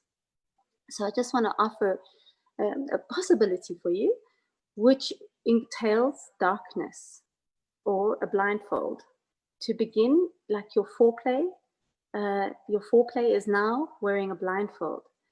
And I don't mean now in the sense, I'm not suggesting it to you as a form of, using a blindfold to explore some kink or the BDSM of power exchange, which a blindfold can be a tool for that. That's not where I'm taking you in this one. It's to take you, it's kind of to turn your energy, because from the eyes, 80% of the energy leaves the body. Now, this is where most of our energy is going. So you're turning the energy inward. So instead of making sex always about the outer, you're taking it inwards and acclimatizing yourself into your inner landscape. And this is what can be very helpful in sacred sexuality and meeting the lover, where you're looking inward. So you're blindfolded to look inward. It also helps a little bit to shift the habit of the eros of the visual, where perhaps, maybe more for men, but maybe some women as well. There's a lot of eros in what the nakedness is looking like, which is very beautiful. And there's many meditations around nakedness as well and looking at nakedness. But again, this is going away from that habit of finding your erotic or your sexual energy from your eyes, from what you see outside of you, but finding the energy inside of you. And as you go into that darkness, this can also help you, especially if you're combining it with some breath meditation, to find emptiness. And this could take some time to learn. It could take perhaps years or something like this, because the habit, the pattern on the planet is so set. There's such a path that's been made in the one way that for you to find a new direction, a new pathway, may take years to find the mastery of it. But as you know, any mastery takes years. So playing with the blindfold before you enter into sex and seeing, as you find that point of emptiness, as you reach the goal of emptiness, which is the deep longing in many, many men to find that emptiness, from the emptiness, then begin into the journey of sex, into the goalless sex, where there's no goal to find emptiness because you've already begun with it. So that's a suggestion, and there can be, of course, many more, but you can play with that as well. And as that turning inward goes, it's also more possible to meet the energy, the spirit of the lover himself, herself. Really exciting. So, yeah, so I hope that will be helpful to you. And just to let you know, I'm going to be offering an online looking at the yoni and lingam really soon. So if you find me on Facebook, you'll see that. And yeah, thank you for listening. And yeah, so much love from my lover to your lover. Namaste.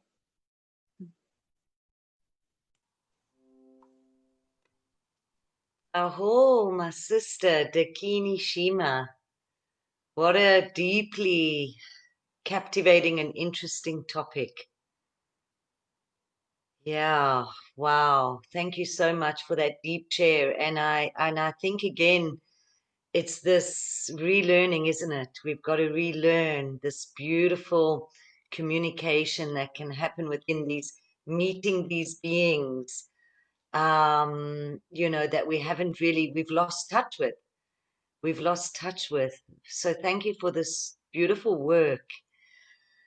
I'm still digesting a lot of what you've shared. Ooh, sitting more closer to the lover within now. Thank you.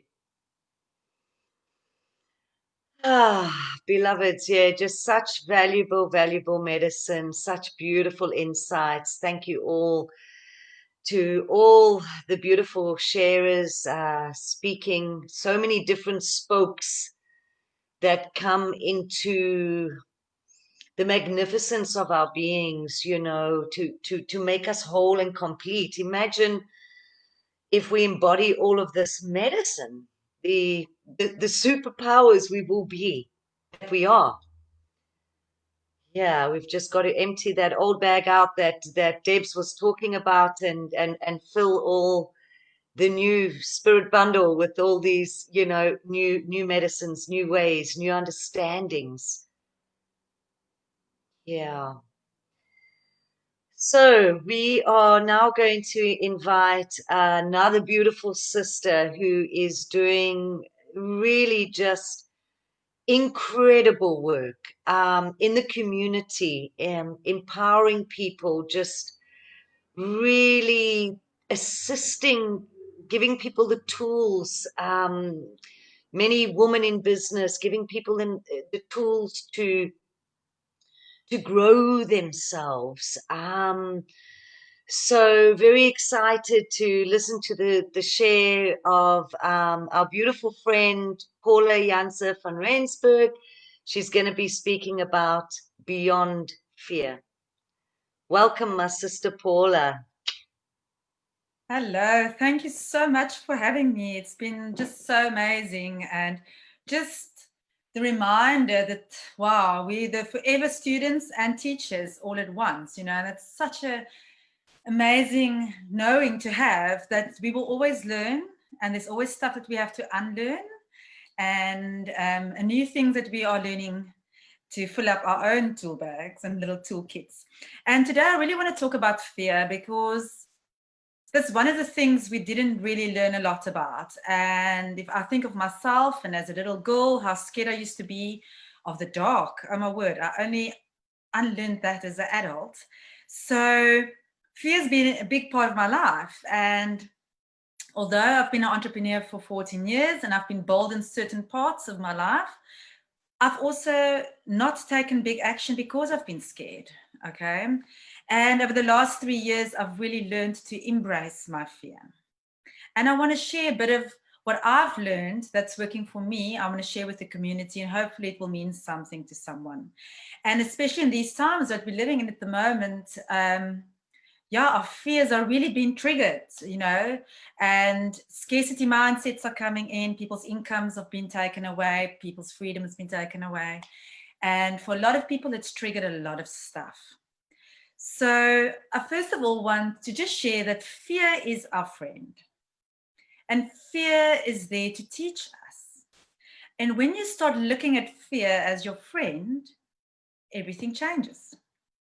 So fear is also here to show us that when it starts rising, that we are out of harmony with ourselves, that somewhere along the way, we've lost faith. We've lost faith in ourselves.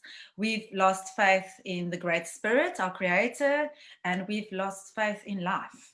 So fear, when it comes up for you, it's so important to practice self-awareness, because self-awareness is for free. You don't have to pay anybody to help you navigate this when you just practice self-awareness, because self-awareness helps you to pick up like, oh my word, I've gone into a space of fear.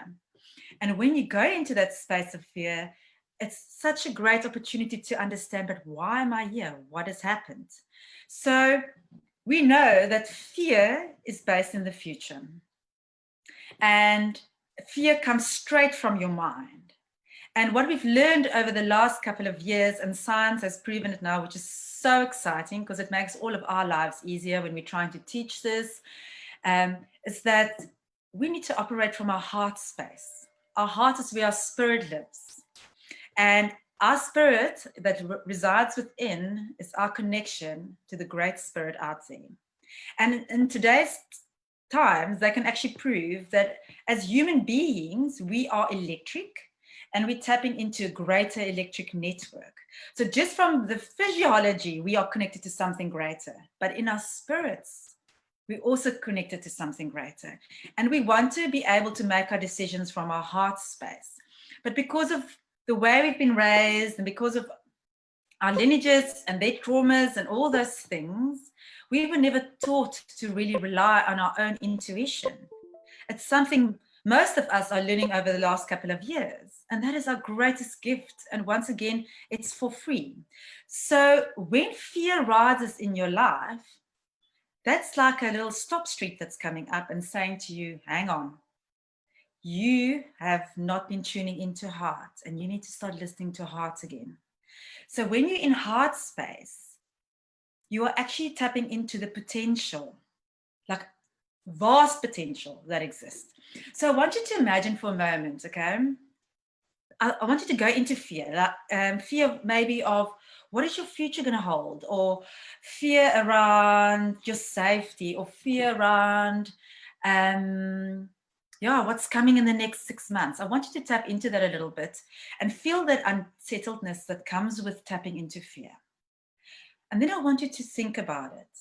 You are one of 8 billion people on this little rock that is floating through space between billions of other rocks.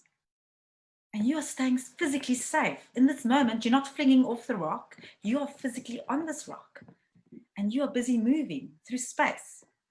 So first of all, Pachamama is holding you. Mother Earth, she's got you. You are supported. So I'm speaking specifically to those of you who currently feel unsupported, that doesn't have a beautiful partner to support you, that doesn't have family that supports you, that's just gone through huge loss. We all have a time in our life when we have not felt supported. And maybe you've got lots of people around you and you just don't feel supported. I want you to feel into this powerhouse that's holding you currently, like physically. that you are anchored and connected to. And tap into that power, knowing that you are held by Pachamama. And then beyond that, there's something greater than the eyes can actually see. And that is the Great Spirit, the divine consciousness, Father God, whatever you want to call it. And that is holding us. Life, the greater life, is holding us every day. And when you start tapping into that, like, wow, that you've got all of this that's holding you, your fears become smaller. And how do you get into this space where you currently, stuff has been happening and a lot of things has been going wrong and the coronavirus has come and your work has stopped? And I don't say this lightly because I've lost one of my biggest incomes through the coronavirus and it will come back again. But I've really had to get creative around this. So I know what it feels like when parts of you are dying off and new parts have to be birthed and things like that.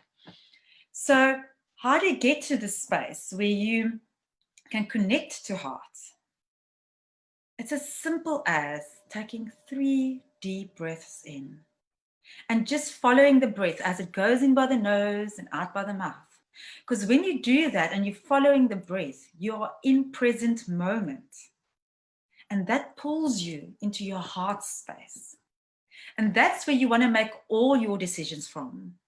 When I work with women, I work with a lot of women in business, women that's fearful and really want to get to the next space. That's the first thing I teach them, is how to get into alignment, how to get into that space where you feel supported, where you feel held. Because from that heart space, you can create anything and everything. So when you are going about your life in these trying times, and we don't know how long it's going to last, and you're feeling like, I can feel when fear comes. It's a total different feeling. And it comes sometimes as small little resistances, like scarcity mindset does that as well, which is tied to fear. Because scarcity is, I'm not going to have enough. I'm not going to be provided for. And I know a lot of people have fallen into scarcity mindset over these last couple of months of lockdown in South Africa and in the world. So how does that feel? It's like an unsettling feeling that comes up in your body and you can't focus. When that happens and the little stop street is coming up, I want you to make yourself a cup of tea or get a glass of water. Go sit somewhere quiet and soothing, like in your garden, if you've got a garden. If you don't have a garden, put some lovely nature music on. And just for a moment, just put tools down and just draw everything back to yourself. Draw all that parts of you back into yourself. And just wrap everything with so much love and just do the breathing. When you do that, you're actually sending the oxygen up and down your spine into your nervous system. And your whole body just goes, yeah. And when you're in this space, you feel powerful, you feel strong. And only from this space can you make decisions, can you take action. So often when things have not worked out in your life, it's because those were the times when you've made those decisions from fear. Every time it's from fear, there's a great chance that it's not going to work out.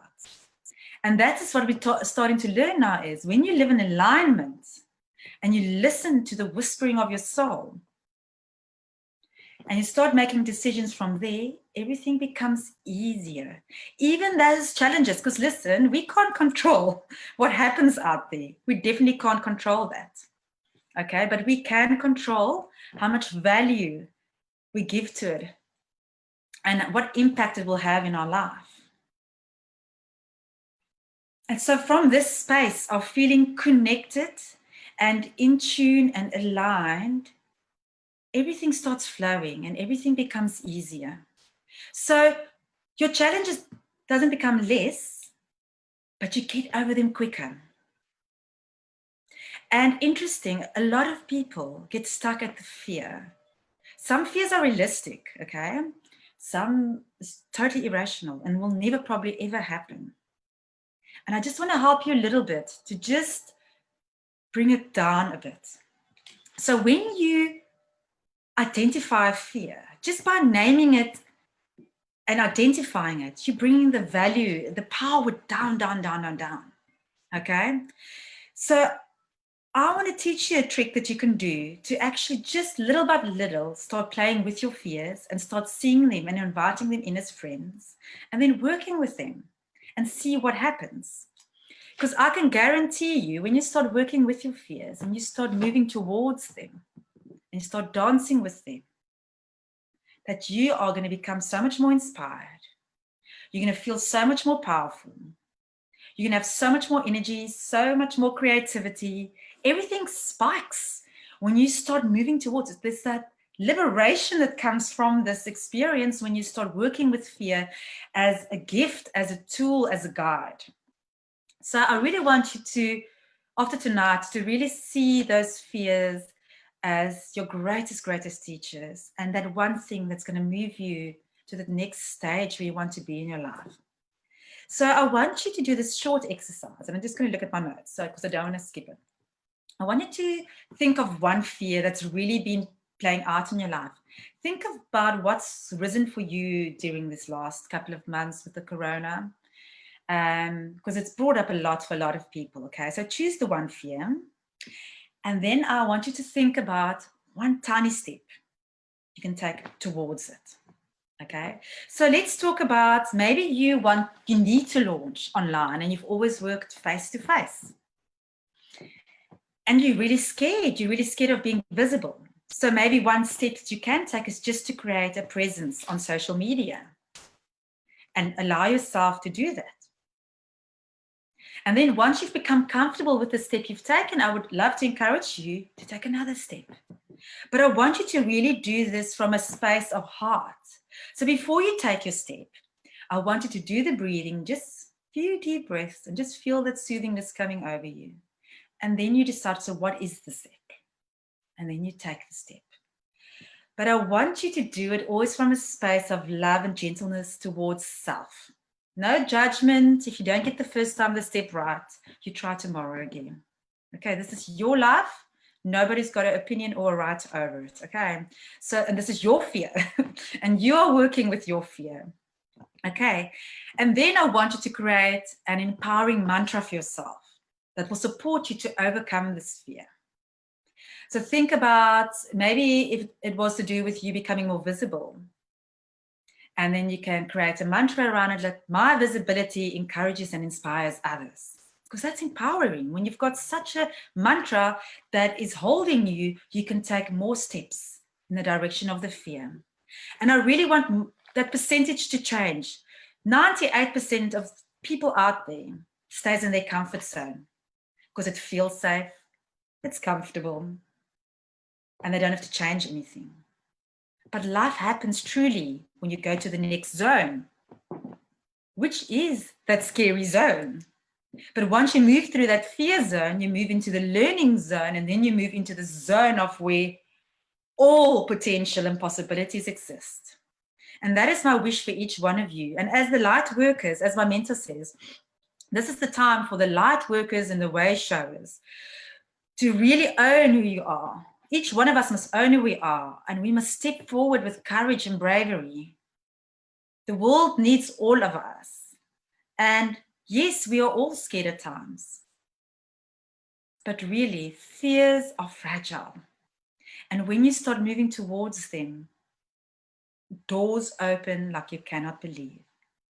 So the risk, as that quote goes, the risk to stay tight in a little butt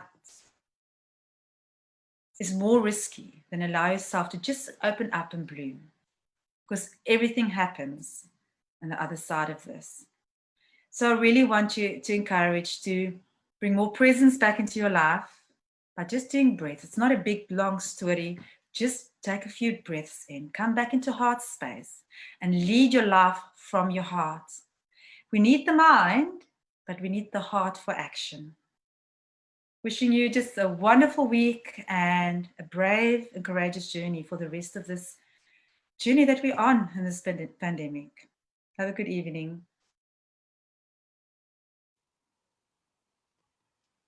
Aho, my sister. Thank you so much. Those 3 breaths have saved me so many times. just the three conscious breaths. And many moons ago, I went to a course, and they shared that the answer is under our nose. It's always under our nose. Just taking the breath in, and letting it out. And before we react, before we go into anything. So thank you so much. It is as simple as that, isn't it? Thank you, my sister. And little steps, and growth definitely happens out of our comfort zones, for sure. It happens. We want to play the game of life. We want to be in the game. The time for being a spectator is over. It's about having everybody's medicine in the mix. And so true, this beautiful medicine of when we shine our light, it gives others permission to shine theirs, supporting and uplifting each other. So thank you so much, my beautiful sister. Keep doing your beautiful work. Ahol. So we had another beautiful sister lined up for next, Patience Muswaka, but we're having trouble with her video. She's an incredible sister, African sister, Zimbabwean sister from the township here across the road in Hout Bay, Imizamo Yetu, and she's been desperately trying to get us her pre-recording because, there's a lot of issues with connectivity and tech and Wi-Fi and data, and this is one of the issues we want to try and overcome by getting some recordings in from brothers and sisters that are not in situations that have the accessibility. So we're having problems. We're going to try and get her onto our next session. So we are going to delightfully and wholeheartedly invite our beautiful song catcher, Megan Hardy, in again to share some more sacred songs, some more of your medicine songs. Thank you, my sister. Welcome again. Thanks, Michelle. So in the last couple of years, I've had some incredible experiences with music of the jungle. And this was one of the first Hunniquin songs that I learnt about 2 years ago. And it's a song to the waters. So I would like to share this with you.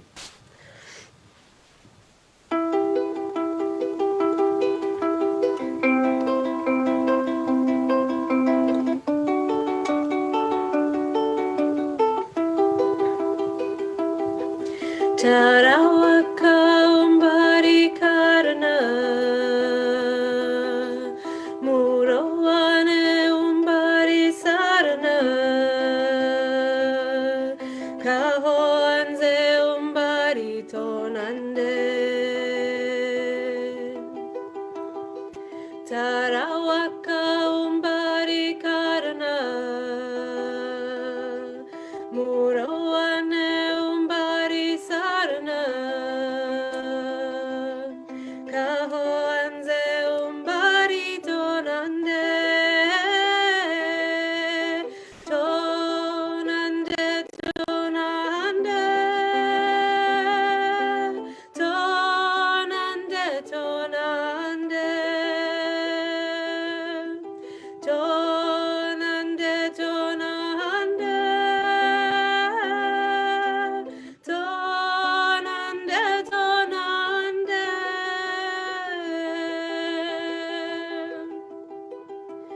Kapashomina haro Kehoande tonande Yorainde yorainde Kapashomina haro Kehoande tonande Yorainde yorainde Tonande tonande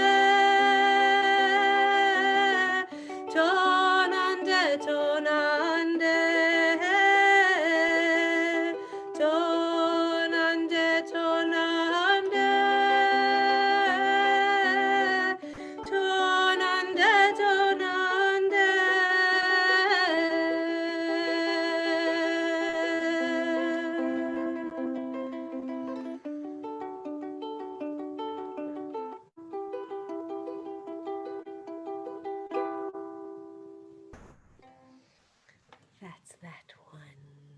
waters, song to the waters. And please, you have to excuse me. I have to get my plug because my battery is running out. I'm so sorry.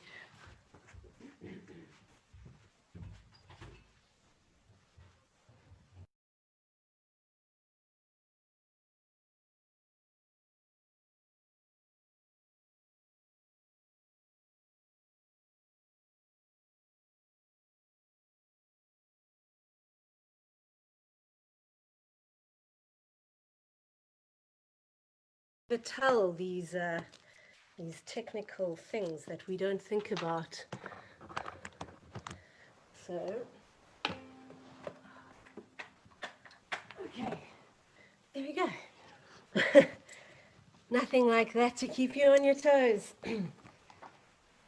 Okay, the next song that I'd like to share to you is another song that I wrote also about 2 years ago. It was one of the first songs that came through, and I just got this melody line that just arrived, and then the lyrics just started coming, and it was such an incredible story that came through, and it's always been a song that's very close to my heart, and it's called Deep in My Heart. So this is the song.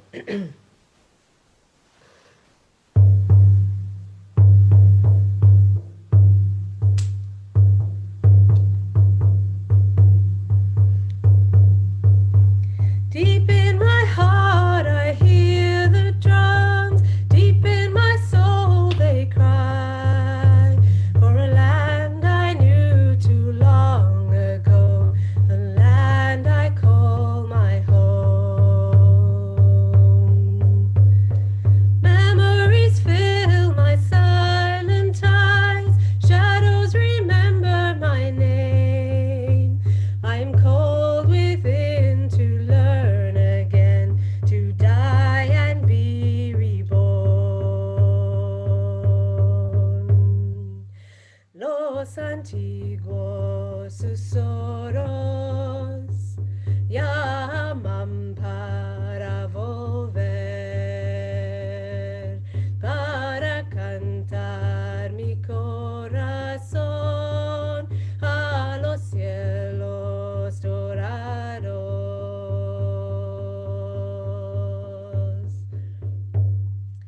Eagles return from mountains high, wolves gather under the moon. My feet remember the beat of the drums, my body remembers this song.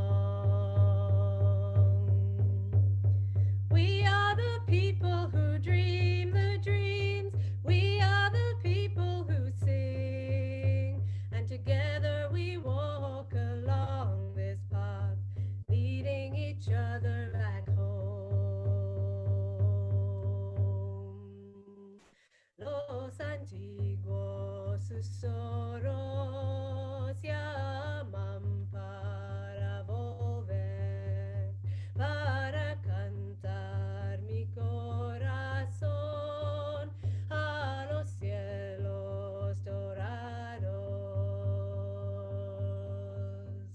Los antiguos susurros llaman para volver, para cantar mi corazón a los cielos dorados, a los cielos dorados, a los cielos dorados.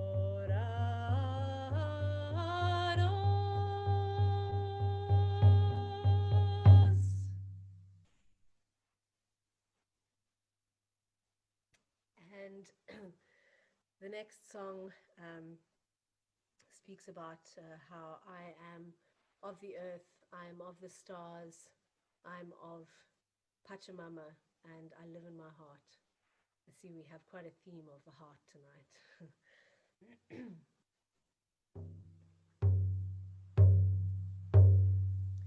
Yo soy de la Yo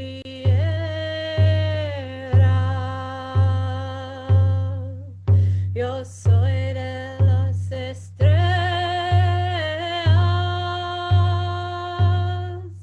yo soy de Pachamama y yo vivo en mi corazón. Yo soy de la tierra,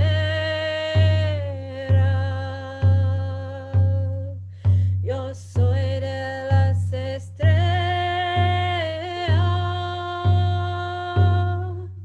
yo soy de Pachamama y yo vivo en mi corazón. Raíces fuertes, raíces profundas, raíces siempre en la Pachamama. Abuelita, madrecita, cura, cura. Abuelita, madrecita, cura mi corazón. Abuelito, tabaquito, cura, cura. Abuelito, tabaquito, cura mi corazón, mi corazón, mi corazón, son, son, son, son.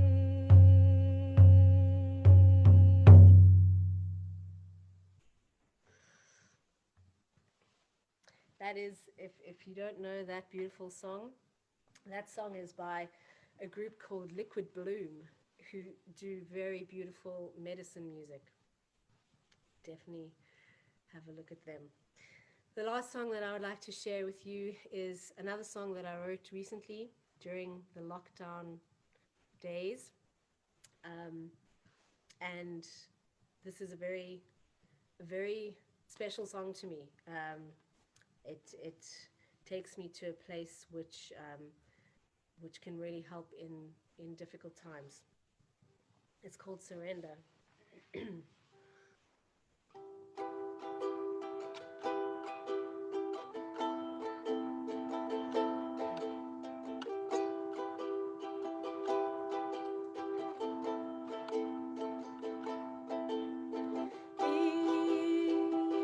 Deep in stillness, body below earth, roots retrieving memories I'd lost. Heart expanding outward, opening up. Heart unfolding like a blossom in the sun. Deep in stillness, body below earth, roots retrieving memories I'd lost. Oh, softly, my love, release your tears. Gently, my love, let go your fears. Press into your own heart. Surrender to this light.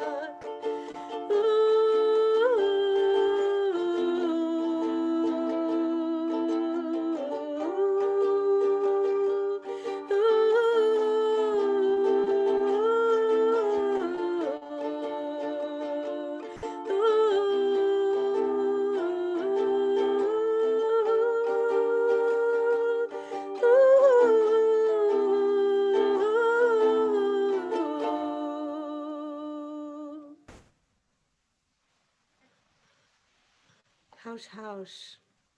Blessings on the medicines, blessing on the music, blessings on all our hearts. Much love.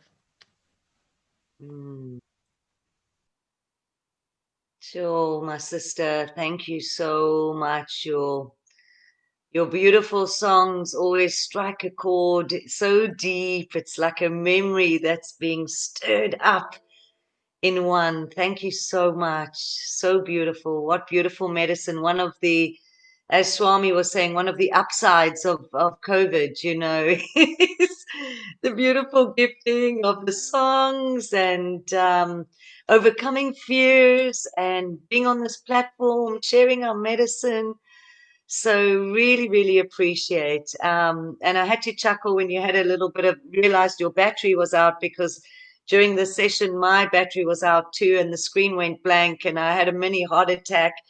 You know, going, is Zoom still going on? So I just want to say to all the beautiful people that are on this journey with us, thank you for your patience. Yeah, we're learning a lot about tech every session, you know, and it's our humanness to forget to put a battery in and whatever. But we're doing it. So thank you so much. Beautiful sister Megan. Thank you.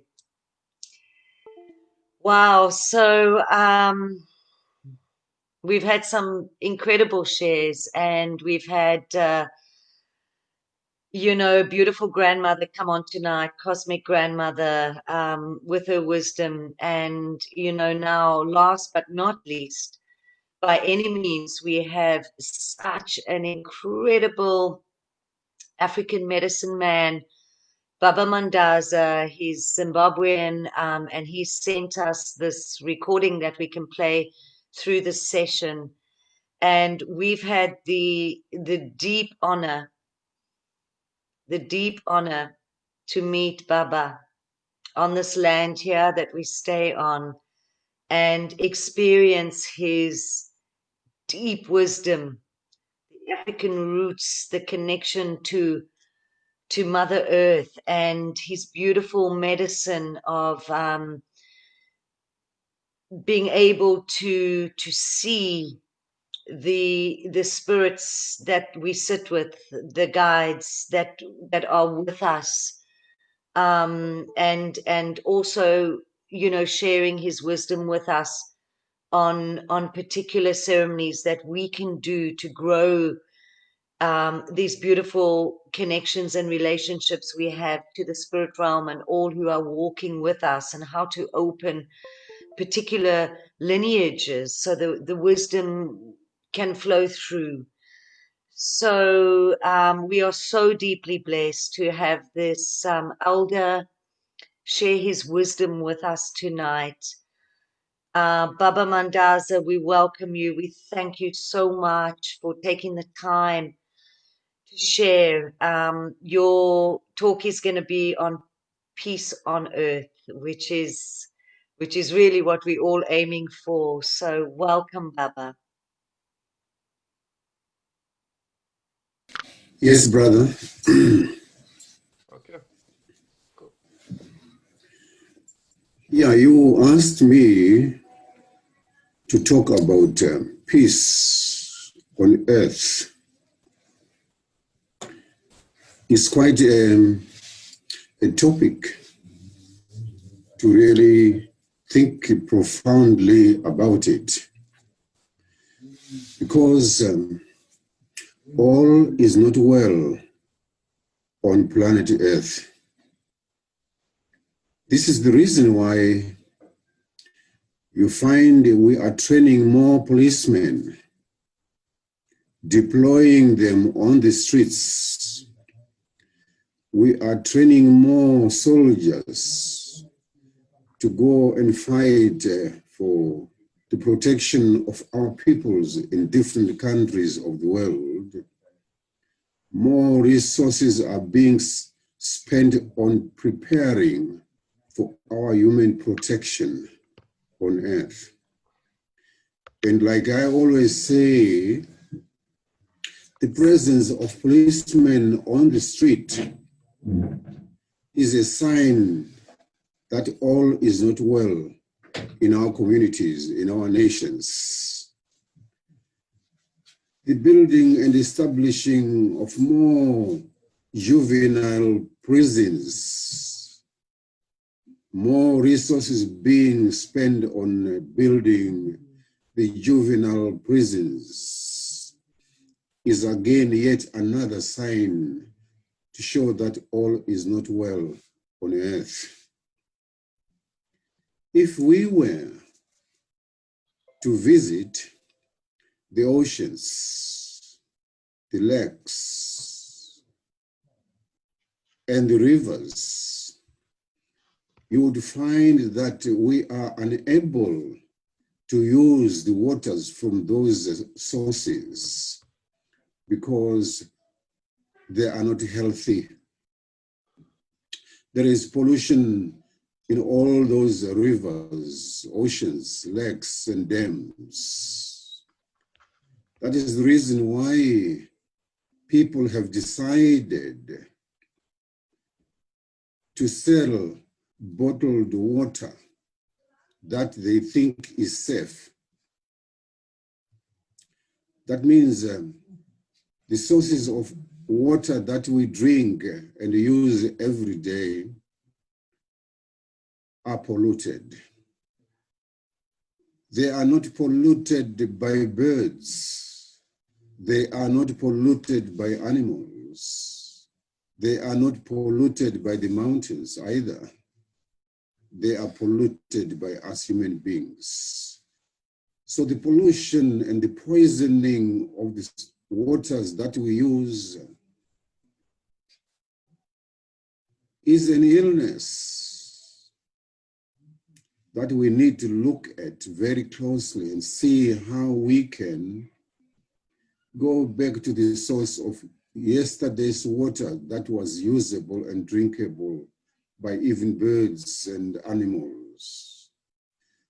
Our animals drink that polluted water and they die. They get sick and finally die. All is not well on planet Earth. The air that we breathe today is no longer pure air at all. Why? Because all the weapons that we are manufacturing and trying to use are tested in the air. Therefore, the air we breathe is poisoned. That's why we are now facing serious challenges of our health. We don't know where these sicknesses originate from. We don't even know the causes of these polluted airs. Therefore, all is not well on planet Earth. What we need is peace and healing on planet Earth. What do we really need to heal? Is it the polluted air? Is it the polluted waters that are no longer usable?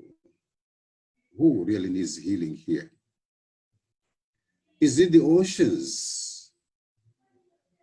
Is it the land, Mother Earth itself, that needs healing? I think we need to sit down in a dialogue and talk about those important questions and see how we are going to handle all that problem. All is not well on planet Earth. We have children of the world who are losing their parents as a result of some of these illnesses that are hitting us from around us on daily basis. We're digging up more graves to bury our beloved people almost every day. Every moment someone dies and then needs to be buried. All is not well on planet Earth. My dear friends, it is crucial to look at that, including all communities, all cultures, all religions, all traditions, to do something about this so that peace may prevail on earth finally. Let us look at our relationships with the polluted waters. Human relationships with polluted waters. How do you like that relationship? What do you see of human relationship with the mountains? How do you see about the relationship of humans with the wild animals? Is it a relationship that creates love, truth, peace, and freedom? Is it a relationship that can bring us together and celebrate our interdependence with each other? All is not well on planet Earth. We need to do something and wake up. Let us again look at the dreams and visions that we are receiving from the higher spirits, messengers from the spirit world that are bringing us dreams and visions every day. What are these messages about? What are they telling us to do? What are they asking us to be aware of? Human beings have become the war. We have become our own enemies. We are the illness that needs healing and peacemaking. My dear friends, I was one day by the beach and I looked up on the electric wires and I saw a lot of crippled birds that were crippled by electricity that were erect everywhere. How about the world of birds? How do they feel about that?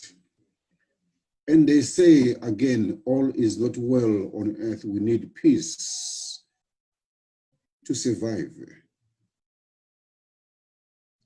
We have limping animals that have been shot and wounded by hunters.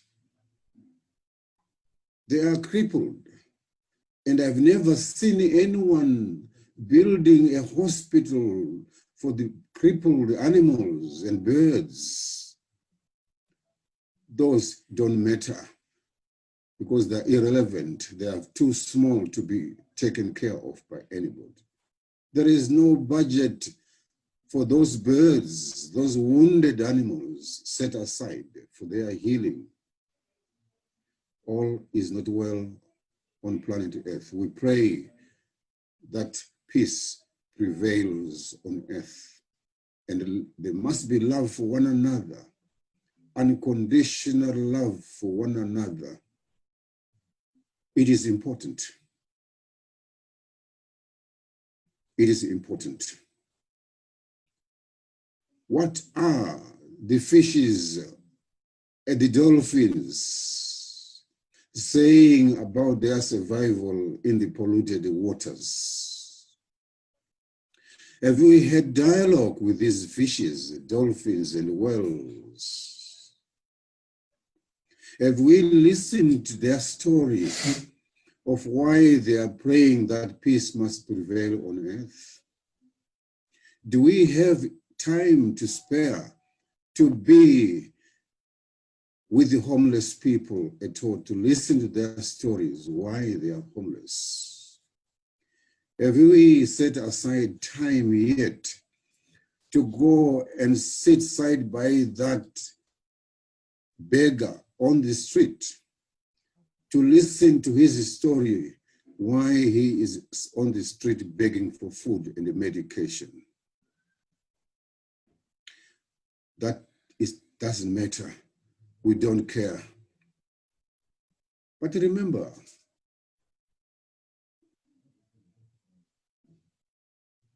where we came from. Where are we going now with the way we are handling our lives on planet Earth? Those are some of the questions we human beings must ask. Those are some of the issues we must look at when we talk about peace on Earth. Who is causing these challenges and problems? Once we find out who is causing these challenges and problems, then we go and heal the causes. We go and heal those who pollute the food that we eat. People are suffering from strange illnesses today. Have we ever looked at the food that we eat, that our farmers grow today?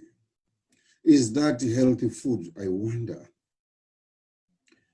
Definitely, peace on earth must prevail. Healing on earth must prevail. It is crucial. The kind of food that we grow in 2 months' time is ready for marketing. And yet natural foods take 3, 4, 6 months before they mature. Our food matures in a month's time, is ready for market. How does it grow so fast? And people get strange illnesses. The hospitals are filled up with sick people. Therefore, we die like sprayed insects, mosquitoes. We are dying every day and we are being buried every day. It is true that peace on earth must prevail. Why are we still fighting wars in the Middle East today? Why are we still fighting wars in Africa? Why are we still doing that? Why are we still manufacturing arms of war? What do we want to use them for? Who do we want to shoot dead with that weapon you have prepared? Do we need that? Do we need policing anymore this time? Policing for our protection. Protection from who? Which enemy? Your brother and sister becomes your enemy because you don't see eye to eye. She is different from you, therefore she becomes your enemy who must be shot dead or must be given poisoned food or must be given poisoned waters because she is my enemy. Is she truly your enemy? Is he truly your enemy?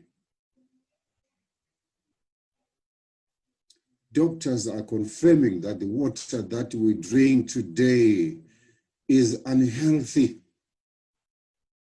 What are the causes of those issues we are talking about?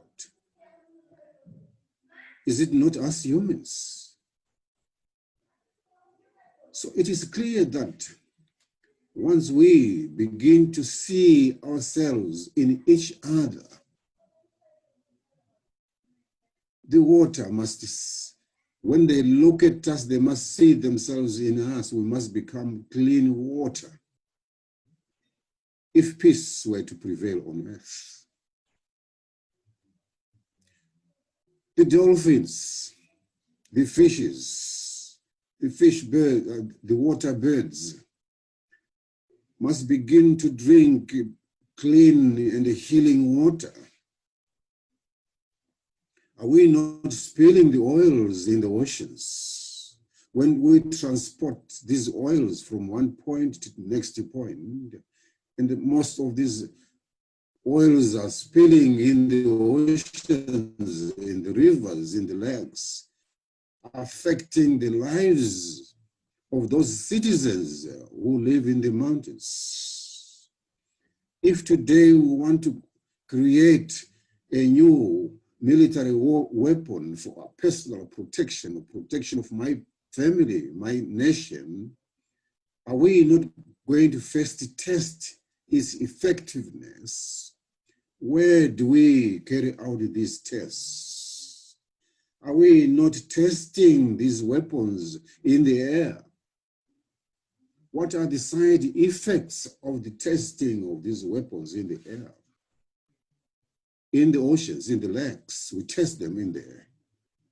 We test them on earth. We even test them on animals. The monkeys are being targeted for being testing the weapons we are creating.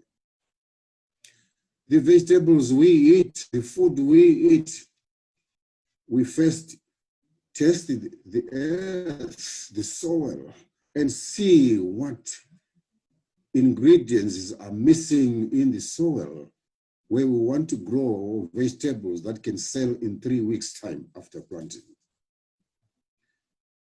Have we also looked at the side effects of the manures that we use in the vegetables? What manure are we using? Is it natural manure that we use for testing how fast the vegetables can grow so that I become very rich tomorrow after planting my vegetables today? Humans need to really remember where we came from and where we are going. These issues are affecting terribly the peace and tranquility of the world today. We humans are indeed the poison. We are indeed the perpetrators, people who are causing these terrible wounds and illnesses. Today we are witnessing very strange illnesses like the current one that the world is facing. COVID something. Is it God-given? If it is God-given, what wrong have we done to the Creator in so much that He has decided to use this current illness that is trying to wipe the entire world, humans? Are we true that this is a natural illness? Are we honest about that? And truth is a military weapon, my dear friends, that causes conflicts and pain, suffering, and deaths. If we don't tell the people the truth, we tell people lies to say the vegetables we sell on the markets are free and very healthy. And yet they are full of nothing else but chemicals that we use in the soil, chemicals. We are the cause of illnesses. Therefore, the world, the peace-making world, peoples are praying for nothing else but for healing and peace to prevail on earth. This is the little I can share with you, my dear friends, this morning, Zimbabwean time. We need more of these talks. to share with the world. And thank you, you people, for organizing such a conference. Our young people out there in the world are seeing, looking at how we elders are mismanaging the affairs of our world today. Are we going to hand over such a crippled society to the next generations? Such a poisoned society to future generations? Because remember, they are looking at what we are doing. They are watching, they are learning. They are intelligent, God-given intelligence. They learn faster than we, the elders who are running the affairs of this world now. Are we happy to hand them over such a world like that? We have to ask for forgiveness from the young people who were born and raised in such a war zone area. The world we live in today is a war zone area. It's a no-go area. My friends, we need, as peacemakers and healers, to look at all those issues I'm raising today. Look at all these issues I've been raising yesterday about the same topics. Are we doing justice to our land when we add unwanted chemicals in the soil? Are we doing justice to oceans and lakes and rivers when we test those, weapons, chemical materials? Are we doing justice to the water life? Are we doing justice to the universe when we pollute the air we breathe?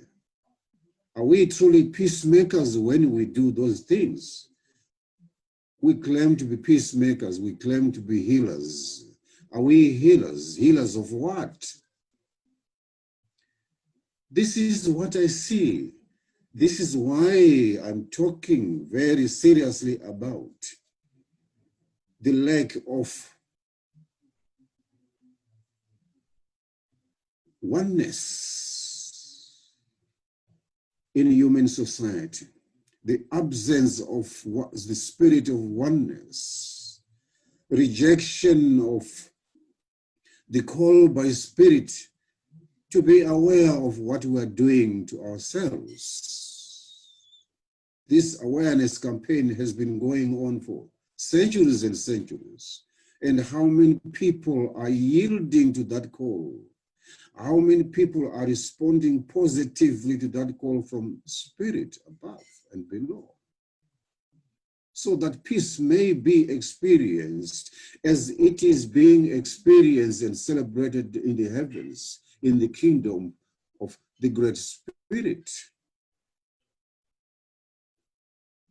Let us be honest with ourselves. Let us be visionaries who have seen it all. Visionaries who want to see a better future. That when our young people look at our world today, the activities we've done today for them, they will be proud of us to say, our elders have done us good. What are they going to say when they visit our graves? Are going to be proud of what we have done for them at all, if we are still doing all these things? Wounding, killing, destroying, separating, acquisition of resources for the benefit of a few people. And yet we've got the homeless people, the beggars on the street, who need healing. The animals there need their forests, but we are destroying them. Peace must definitely prevail on earth. I repeat, Let us all begin to pray for humans to be healed. Humans must let go of the resistance of the call to bring peace on earth. Peace on earth is in us humans. It is in our hands. If we want peace to prevail on earth today, it can happen if we only forgive each other for the mistakes that we have done to each other. If we are able to forgive and ask for forgiveness, and if we are willing to become the ocean, to become the forest, then we'll be able to look after ourselves very well, and the peace definitely will prevail on earth. It is therefore up to us to bring peace today on earth. That can happen without the use of arms of war. This is my contribution, my dear friends. This subject needs a lot of time. It cannot be done in an hour's time. That hour is insufficient. This subject must be introduced in all communities in our society, in high schools, at home, on your own. Think about this, on how we can bring world peace that is going to last forever and bring us progress and enough resources that will benefit every creation on planet Earth and in the skies there.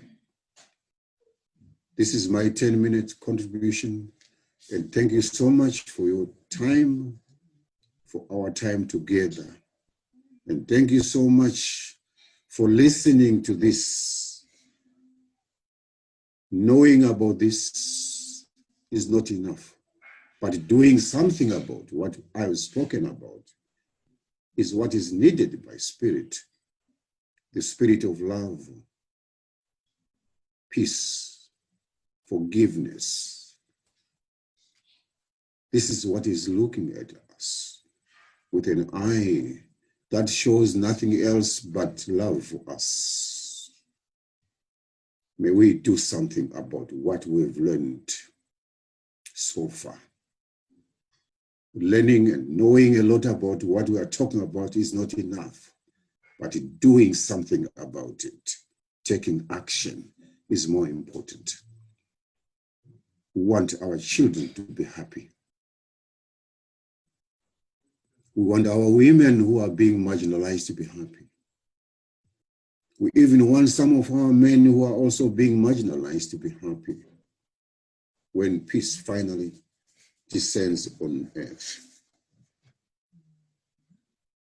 May God and ancestors and the great spirits bless you all for putting up this. It's a special day. Thank you. Ashe.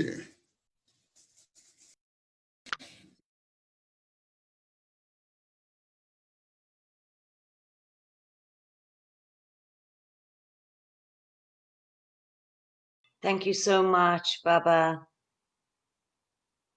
Thank you so much for your share. Thank you for bringing us really down to earth, for bringing us into the realm of our animal kingdoms, into their consciousness. You spoke so many truths, so much clarity about where the healing needs to happen and about what we are passing on to our future generations, to our children's children's.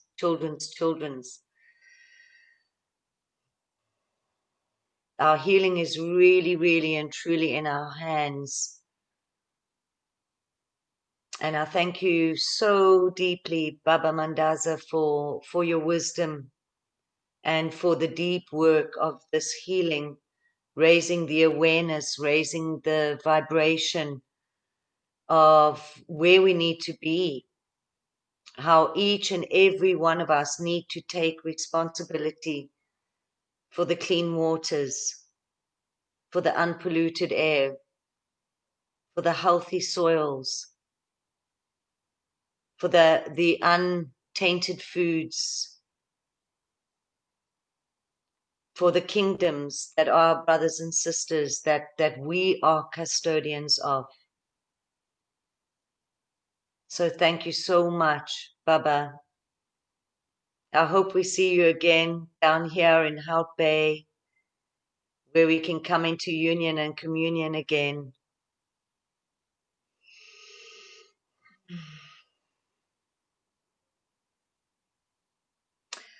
My beloveds, we're going to close the evening. We're going to close the evening now, and I just following on from Baba, I bought some red roses today, and I just want to show you this incredible creation. This one rose, this one flower out of the millions, billions of creations on this planet. The absolute divinity and design of this rose, and the absolute divinity and design of each and every one of us being connected to witness, to appreciate, to smell the roses, to appreciate all of life and all of creation, to take responsibility in however many ways that we can to look after the gifts of this planet and each other and our human family.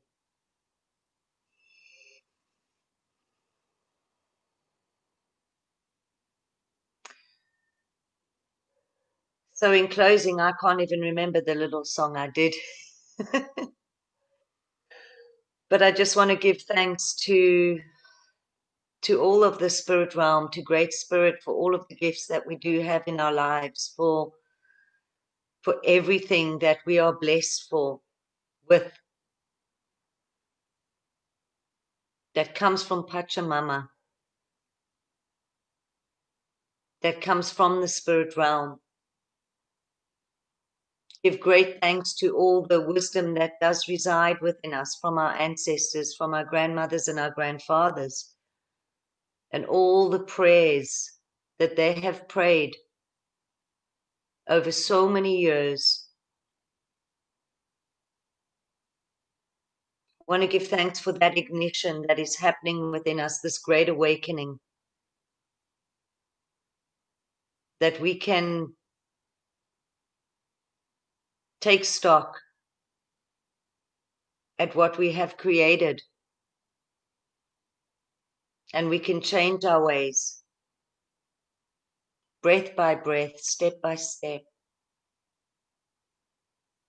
I want to give thanks to all of the elementals that create life for us. The air that we breathe, the fire that ignites within us, the sweet waters of life, the sweet waters of life, the sweet and the salty, and all the kingdoms of earth, all the beautiful kingdoms. Thank you so much for all of your love, for all of your presence. May you hear our prayers too. This consciousness that Baba speaks of. May the dolphins, may the winged ones, may the standing beings, the trees, may the beautiful sitting beings, the mountains and the rocks, may the furry beings, May the creepy crawlies, all the beautiful insects that pollinate and create life, the butterflies and the bees and all of creation, may they hear our prayers so that we can indeed create peace on earth. Thank you all for being with us. So much love. Aho Matakuyasa.